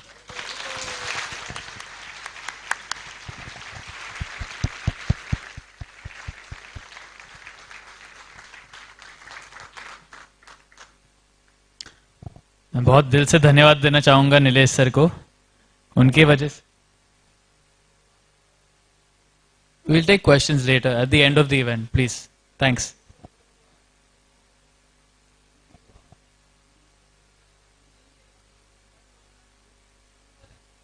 We'll take questions later, Lalit sir. Thank you. जी, मैं बोल रहा था कि मैं दिल से नीलेश सर को बहुत धन्यवाद देना चाहूंगा। उनकी वजह से मुझे 100 करोड़ रुपए बच गए फ्री में। Thank you sir. नहीं मिलेंगे तो सर को ही देंगे, सर बहुत मेहनत कर रहे हैं हमारे केस के लिए। Thank you so much sir. अभी हमारे ऑडियंस में एक बहुत स्पेशल व्यक्ति बैठी है जिन्होंने फ्रीडम के लिए और लोगों की हेल्थ के लिए बहुत काम किया है। तो उनका नाम जूही चावला है और वो हमारे साथ आज जुड़ी है।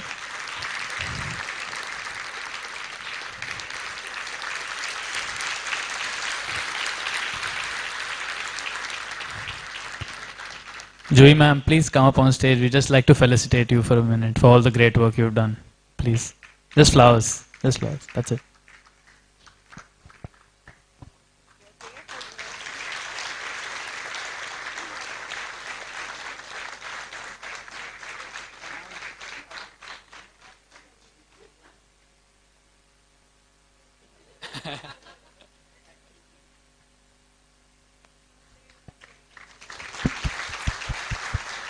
Please, Mitab. Everyone, please, large round of applause. Thank you so much, Juhi ma'am, for coming and gracing the event. Means a lot. Thank you so much. मेरे पास कोई स्पीच नहीं है और आज मैं आपके पास यहाँ आई. योहान से मेरी मुलाकात हुई कुछ 2-3 महीने पहले. तो जब मैं इस प्रोग्राम के लिए आना चाह रही थी, योहान ने मुझे बोला आ जाओ. तो मैंने ऐसे ही अपने मैनेजर से बात की. उसने बोला प्लीज मत जाना. तुम क्यों जाती हो, तुम अपना मुंह क्यों खोलती हो, तुम क्यों ये बातें करती हो. तो मैंने कहा देखो मेरे को जाने दो, मैं आई प्रॉमिस मैं स्टेज पे जाके कुछ बोलूंगी नहीं. इसलिए मैं जब आई ऊपर जब यहाँ आई तो योहान ने बोला, मैंने बोला प्लीज मैं कुछ बोलूंगी नहीं. देन ही सेड चलो फूल ले लेना और बस ठीक है. But I just felt while I was sitting here, I just wanted to say something that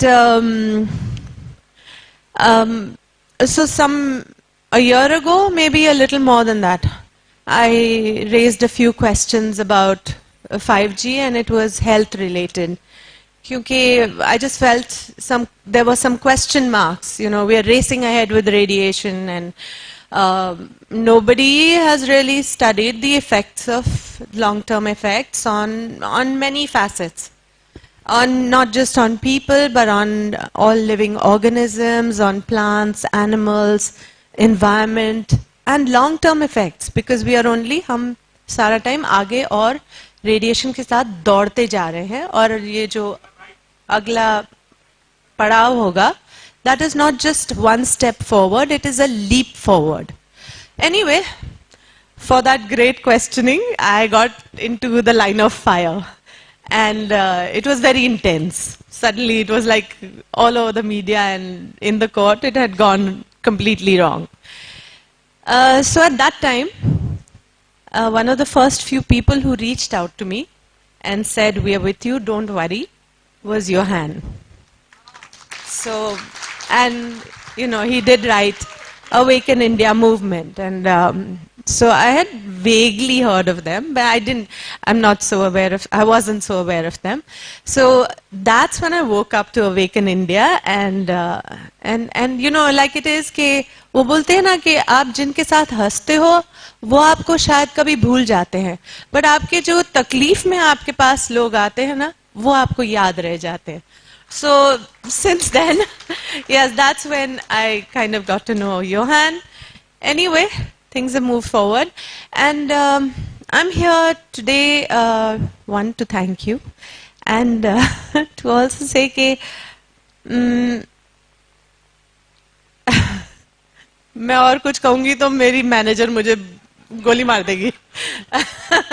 तो ठीक है, मैं इतना ही कहूँगी. I'm here today, and I feel what you say.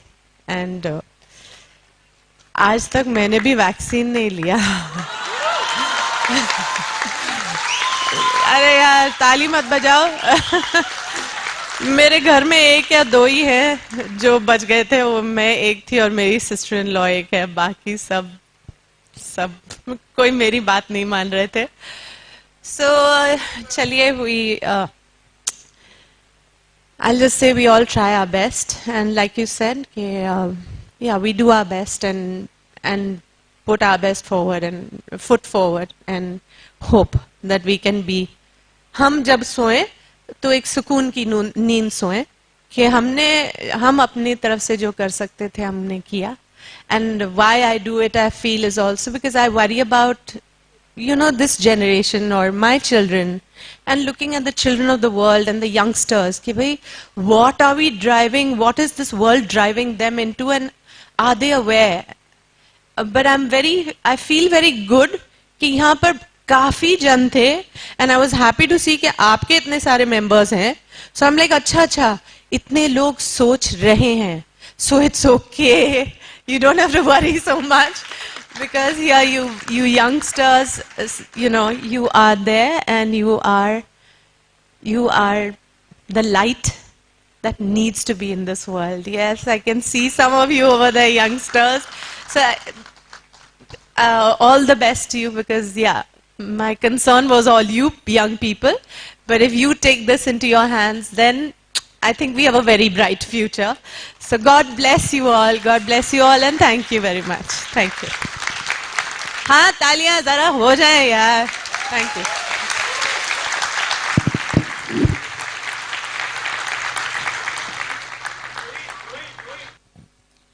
तो अभी हमारे साथ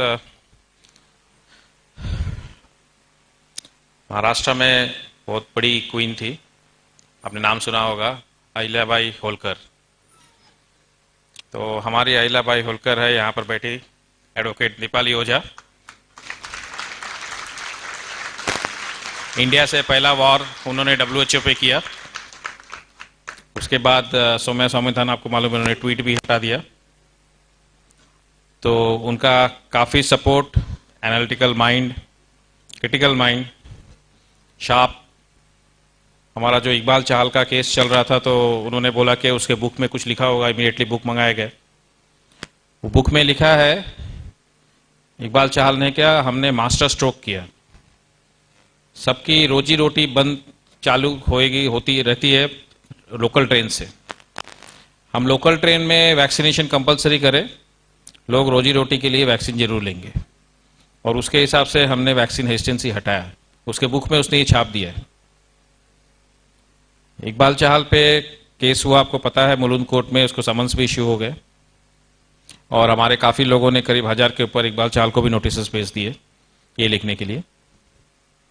तो ये सब चीज़ जो पीछे से होता है, बैकग्राउंड में होता है, तो उनका काफ़ी एफर्ट है उसमें ये सब चीज़ डालने के लिए।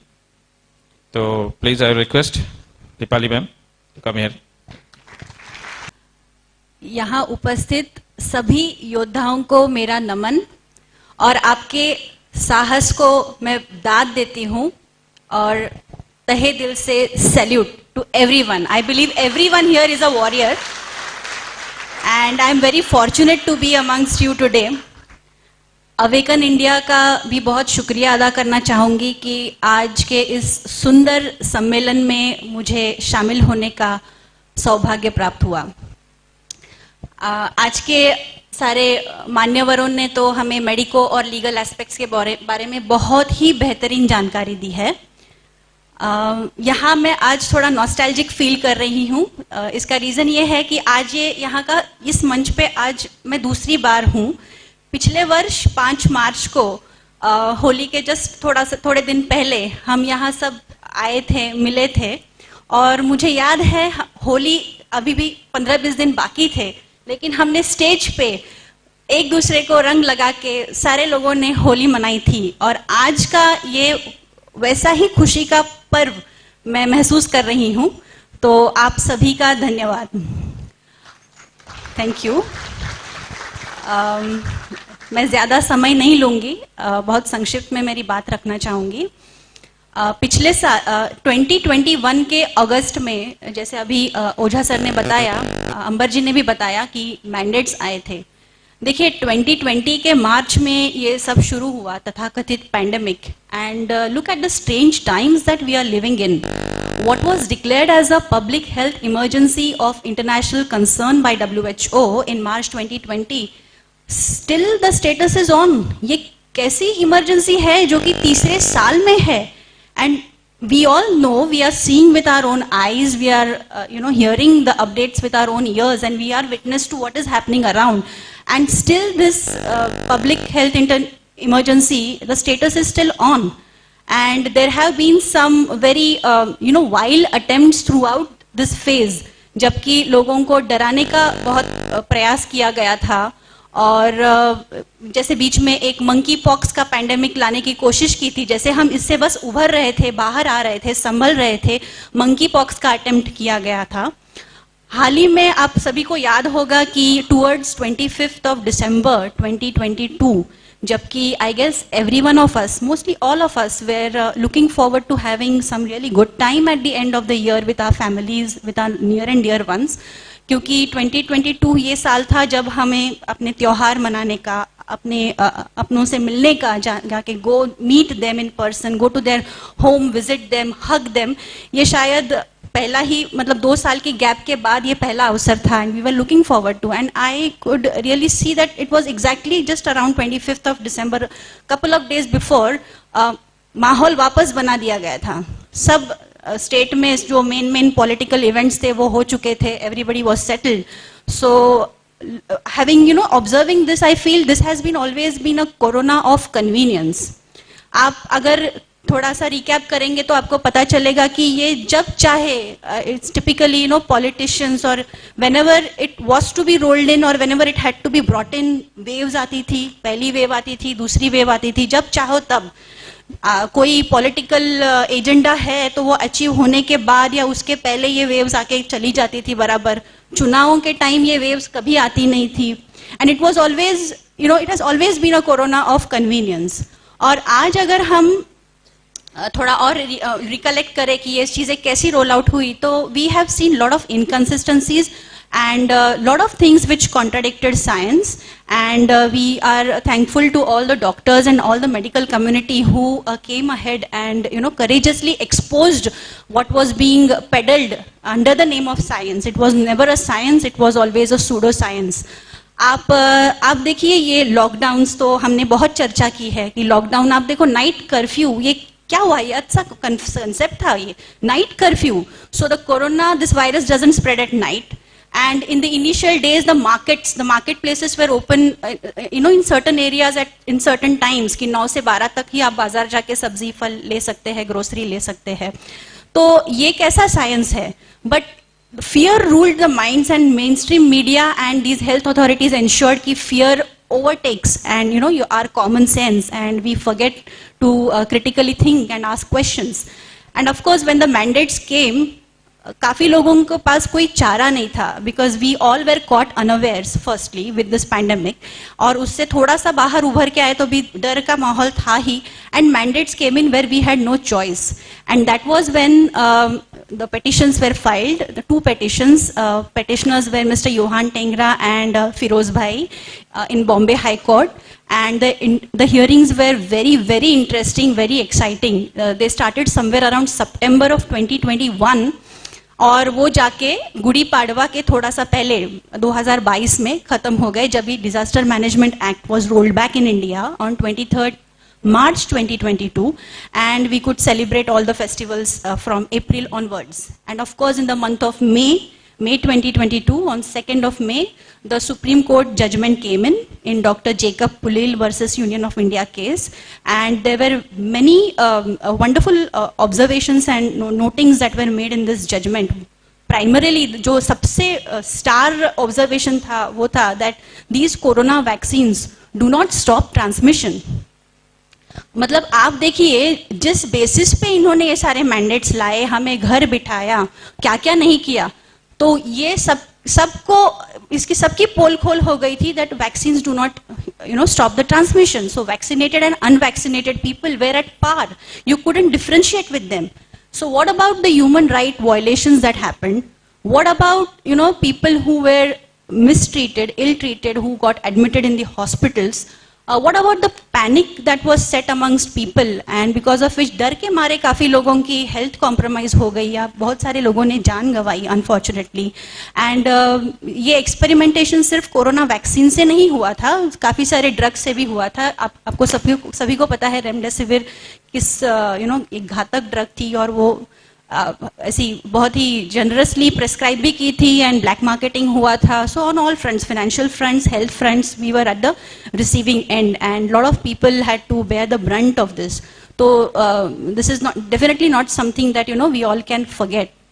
अब अंबर जी ने इंट्रोडक्शन में बताया था कि इंडियन बार एसोसिएशन ने मई 2021 को doctor Soumya Swaminathan, she has taken a voluntary retirement from WHO as a chief scientist, and before her tenure ended she has resigned, but then she was the scientific officer, and Indian Bar Association had served a notice upon her for her misinformation campaign against ivermectin. Then vaccines तभी just नए आए थे, तो ये alternative drugs क्यों आपने रोक रखी है? तो हाइड्रोक्सीक्लोरोक्विन और भी ड्रग्स है, अभी वो मेरा विषय नहीं, मैं एक्सपर्ट नहीं हूँ उसमें, लेकिन मैंने पढ़ा है कि काफ़ी सारी drugs including Ayurvedic medicines and other streams of medicines that we have and are actively followed, actively believed in by people of India.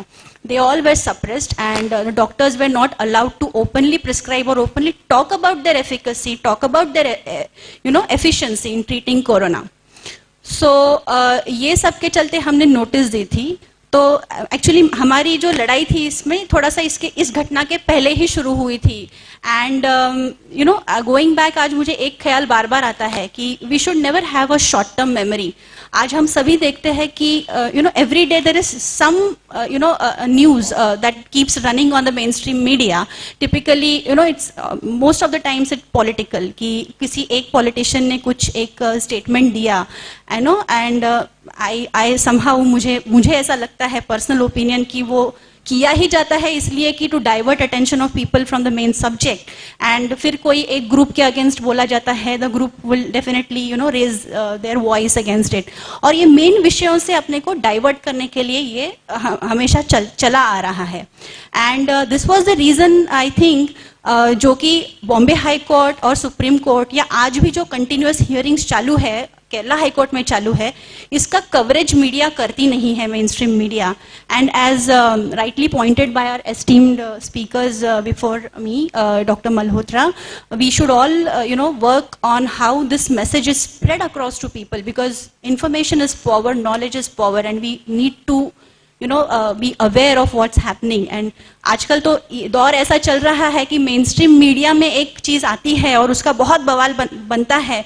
तो what I think is, मेरा मन ये सोचता है कि क्या चीज है जो ये लोग छुपा रहे हैं, मतलब कहीं और कुछ हुआ है जो कि ये लोग छुपा रहे हैं या दबाना चाह रहे हैं. They want to underplay it, suppress it.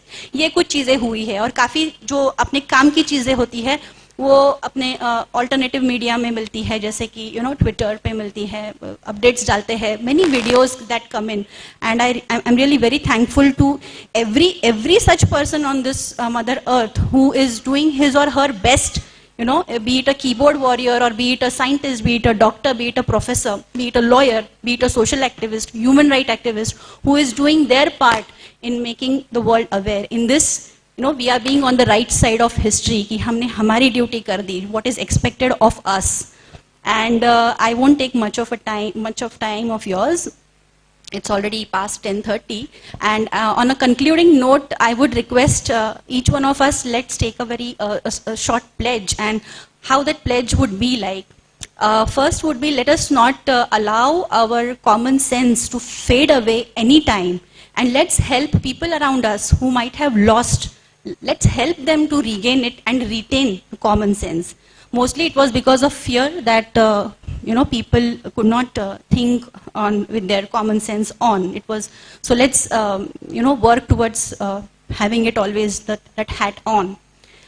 Secondly, let's keep a scientific temper, no blind compliances, and let's help others cultivate this attitude that whenever it will always, it will play in a similar fashion where something is brought in or introduced when people are unaware, they are caught unaware, they don't know how to think, they don't know how to act at that instant, and maybe they do not have the means or ways how to tackle it. So if we are able, let's always be in that mode to alert others and help them, to not to fall for such blind compliances. And let's always be united. Let us not let our internal differences, work against us or hamper our noble goal. As it is stated here, united we stand. And lastly, last but not least, let's keep the critical thinking hat on and help others also to put that cap on of critical thinking, of always asking questions. जैसे अंबर जी ने शुरुआत में बोला था दाहिना हाथ ऊपर कीजिए. So yes, definitely we need to ask why should I raise my hand, for what purpose? And let us be united in this fight and go after these people who have committed horrific crimes against humanity, who have violated our human rights. And if we are together, मुझे यकीन है, पूरा भरोसा है कि we will go behind them and we will bring them to the books and send them behind the bars, with the place where they belong, and maybe hang them to death. Thank you so much. Bharat Mata ki jai. Thank you. हमारे यहाँ पर जितने warriors से अलग अलग group से आए हैं, मैं जस्ट उनको फेलिसिटेट करना चाहता हूँ. यहाँ पर सर मैडम थोड़े सर्टिफिकेट्स दे देंगे उनको. तो यहाँ से दीवा टीम अजिंक्य थोराट, चेतन गावड़े, विक्रांत काटगावकर, पद्माकर गणपति, विलास पाटिल, गणेश सवातना. दीवा टीम प्लीज स्टेज पे आ जाइए. अजिंक्य थोराट, चेतन गावड़े, विक्रांत काटगावकर, पद्माकर गणपत, विलास पाटिल. नेक्स्ट कांदिवली दहीसर टीम जो काफी अच्छा काम कर रही है. आशिता गिया, दोना Saha, Anju कोथारी, Anjana Das, Chanda Boke. Kandivali Dahisar team please. Rajesh Shergaonkar, Ashok Kanojia, Prashant Talpade, Yash Soma, Bhimrao Katejan, Reynold Rego, Veer Vishal, Seema Manjunath, Parth Vora, Nilesh Kumar, Nikita Agarwal, Ashwini Bendre, Shrikant Joshi, Rakesh Vishwakarma, Kalpana Devre, Nijo निकालस, Devang गिया. प्लीज जो भी इसमें है प्लीज ऊपर आ जाइए kindly. This is the Kandivali Dahisar team. Please give us a good applause to them. Dr. Aseem, if you just give them the certificates, please. So just give to any one of them, they will distribute among themselves. Yeah. You know Kandivali in Mumbai? I don't. You don't? Okay. So this is a very, very good and rich place. They are very rich people fighting for this cause. Yeah. So you can just give the bunch to anyone, they will distribute themselves. Thank you. Ladies, could come.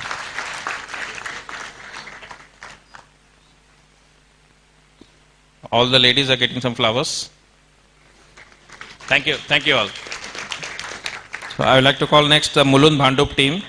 Swami Sampurna Siddharth, Rajiv Gupta, Disha Khanna, Dipali Luthra, Yoganand Shetty, Odette Rocha, Mohit Pani, David Dharamji, Satish Pawar, Sunita Koiri, Nisha Koiri, Nisha Cheda, Ganesh Wakade, Daniel George, Sahil Khan, Kalpesh Parmar, Rajesh Panushali, Irene D'Souza, Nikhil Samir, Rajesh Suragdar, Praveen Morachkar, Ajit and Ruchi Fateh. The Mulund group, please. Please come in the middle and picture also of yours. Please give it to them. Yeah. Thank you. You can take your seats. I'd like to call the Diva team now. The Diva team में Ajinkya, Chetan, Vikrant, Padmakar, Vilas Patil, Ganesh. Diva team, please come up. Thank you. I'd like to call now the South Mumbai team. Amita Sangvi, Rayan, Altaf, Ali Asgar, Vinita, Bharat Pansato, Rajender, Aditya Pandit, Anand Shah, Khushveer, Mona Doctor, Shenaz, Mr. Trunkai, Mr. Naresh, Rehan Awan, Aisha Awan. Thank you. I would like to call the Navi Mumbai team. Mola Singh, Sohil Savle, Rajesh Yadav, Cynthia Gotke, Vidwai, Sunil Chopra, Chanda Ainwar, Swapnil Kadam, Rajesh Sule, Shekhar Satpute, Popita Lal Savla, Dr. Kunal Biradar, Mahadev Khule, Priyanka Mathu, Dr. Rupesh Surve, Rajesh Airwar, Mr. Paul. Next team I would like to call is the Bandra Khar Santa Cruz team. Advocate Sohan Agate, Sankesh Shetty, Aditya Pujari, Stephen Barnes, Jacqueline Fernandez, Viren Gada, Shamji Patel, Naresh, Kiran Martis, Sapna Chatija, Anudar Rao, Susan, Helia Stitmer, Patrick. This is the Navi Mumbai team. Bandra Khar, please be ready. Andheri team. Rohit Khanna, Prashant Talpade, Mita Vishwakarma, Santosh Amin, Clinton D'Souza, Basil, Rajan Mehta, Valerie Lobo, Daryl Lobo, Amay Bhatia, Viren Gada. Pavai Ghatkopar team. Bhaskaran Raman, Aji S, Nidhi Gupta, Kalpesh Pohre, Raj Makhajia, Jayesh, Harish, Ganesh, Kavita Cheble. This is from the Pavai Ghatkopar team.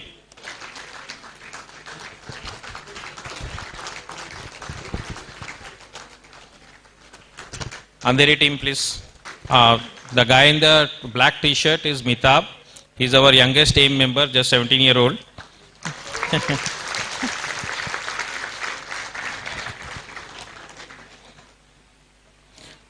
Dadar Mahim team, Sameer Ghumkar, Chitra Kante, Reshma Shirodkar, Riya Bane, Anita Santosh, Ashish, Sachin, Uttam, Yeshudas, Hemant, Jogeshwar, Gaurang, Sanjay, Naresh, Virendra, Tanvi.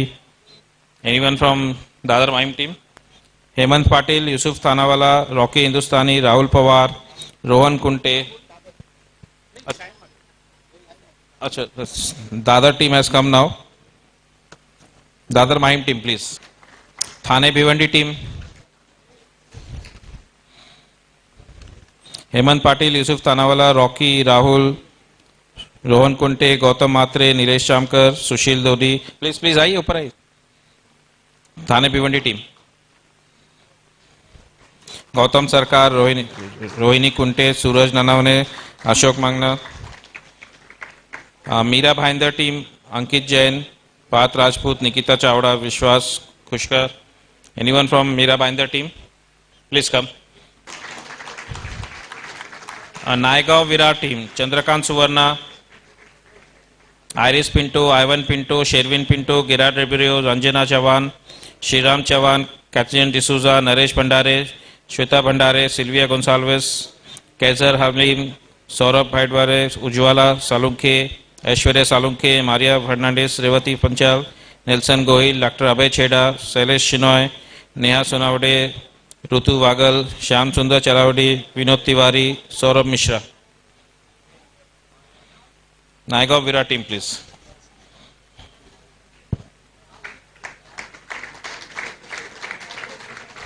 Please please please come fast. Naigaon Virar team. It's a very big team here. Thank you. I would like to call Mr. Vishal from Gujarat. He is doing single-handedly a lot of things. Mr. Vishal is here? He's gone? Okay. He's coming. Okay, Mr. Vishal? Yeah, please.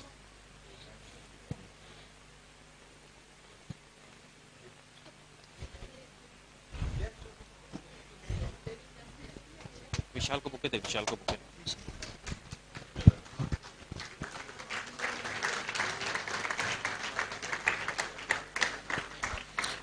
से गुजरात में हमारा team काफी कम है. Mister विशाल अकेले काफी कुछ कर रहे हैं अभी, और इज कमिंग अप. हाँ, ठीक है. तो काफी लोगों को भूख लगा है तो खाना खाने दौड़ गए सब. बट हम लोग अभी अपना कार्यक्रम समाप्त करने के आसपास आएंगे, बिकॉज आई एम श्योर आप काफी लोगों को आपने से भी भूख लगी है. So I won't keep you waiting much longer. I know actually हम लोग को ऑडिटोरियम ही लेट मिला, वो लोग पहले देने वाले थे, इसके लिए थोड़े डिलेज हो गए. But it's okay. मुझे तो आप मेरे चैनल पे सुनते रहते हो तो मुझे ऐसे टॉक देने की जरूरत नहीं है. You all can go to an आकी फॉर फ्रीडम. ओके, ठीक है. सर ऑडियंस से डिमांड आ रहा है तो थोड़ा 5 minute. I have a fun trick.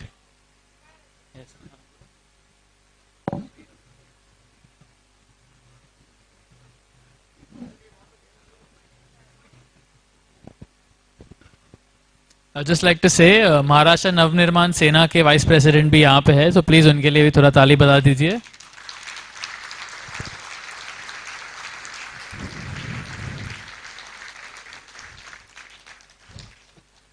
And I like to end with something fun. थोड़ा मुझे बोलो, यहाँ पे आप में से किसी को डर लगता है क्या? नहीं, ऐसा कोई है डर लगता है तो बोल दो पहले ही, मैं कुछ कराने वाला हूँ, फिर बैकआउट मत करना बाद में. तो देखो, आदर पूना वाला मेरे पीछे, अंबर के पीछे पड़ा हुआ है, और जब से हम लोग ने प्रोटेस्ट किया था वो, तो मतलब तब से हमारे पीछे वो हमारी वॉइस को चुप कराने के लिए लगा पड़ा है. तो मैंने आपको जैसे पता होगा उसको ट्विटर पे टैग करके मैंने बोला था कि this vaccine is murdered millions, and मैंने उसको काफी टाइम मर्डरर बुलाया था. तो नीलेश सर तो और भी जोश में आके कोर्ट में जाके बोले मर्डरर नहीं है, मास मर्डरर है. तो अभी मैं बोलूंगा आदर पूना वाला, और आप लोग क्या बोलेंगे? ठीक है, पता चल गया, डर नहीं लगता. दिल्ली वाला टॉक देख लिया क्या पहले से? अच्छा, नमन नमन, where are you? रुशिल थोड़ा आजा, कैमरा लेके आजा इधर.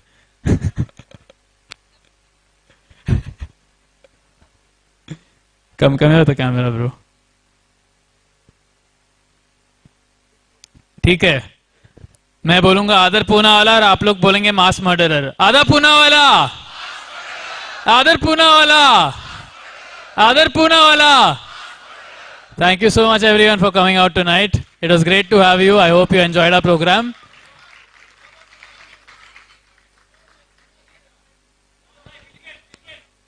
Please, सब जानते भाई, पुराना हो गया वो. ठीक है, अंबर जी would like to say final few words and we'll close. Just a minute. We have from Assam Awaken India team member Basil Maraya. Mr. Basil, please come on the stage. Mr. Basil is here. Yeah, please come. Sir, ये पूरा आसाम से आया, जरा इनको facilitate कर दीजिए. आसाम से event के लिए आया.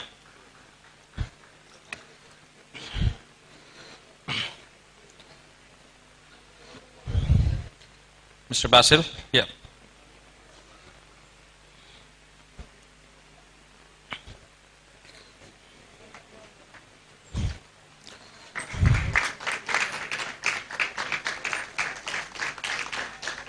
Thank you.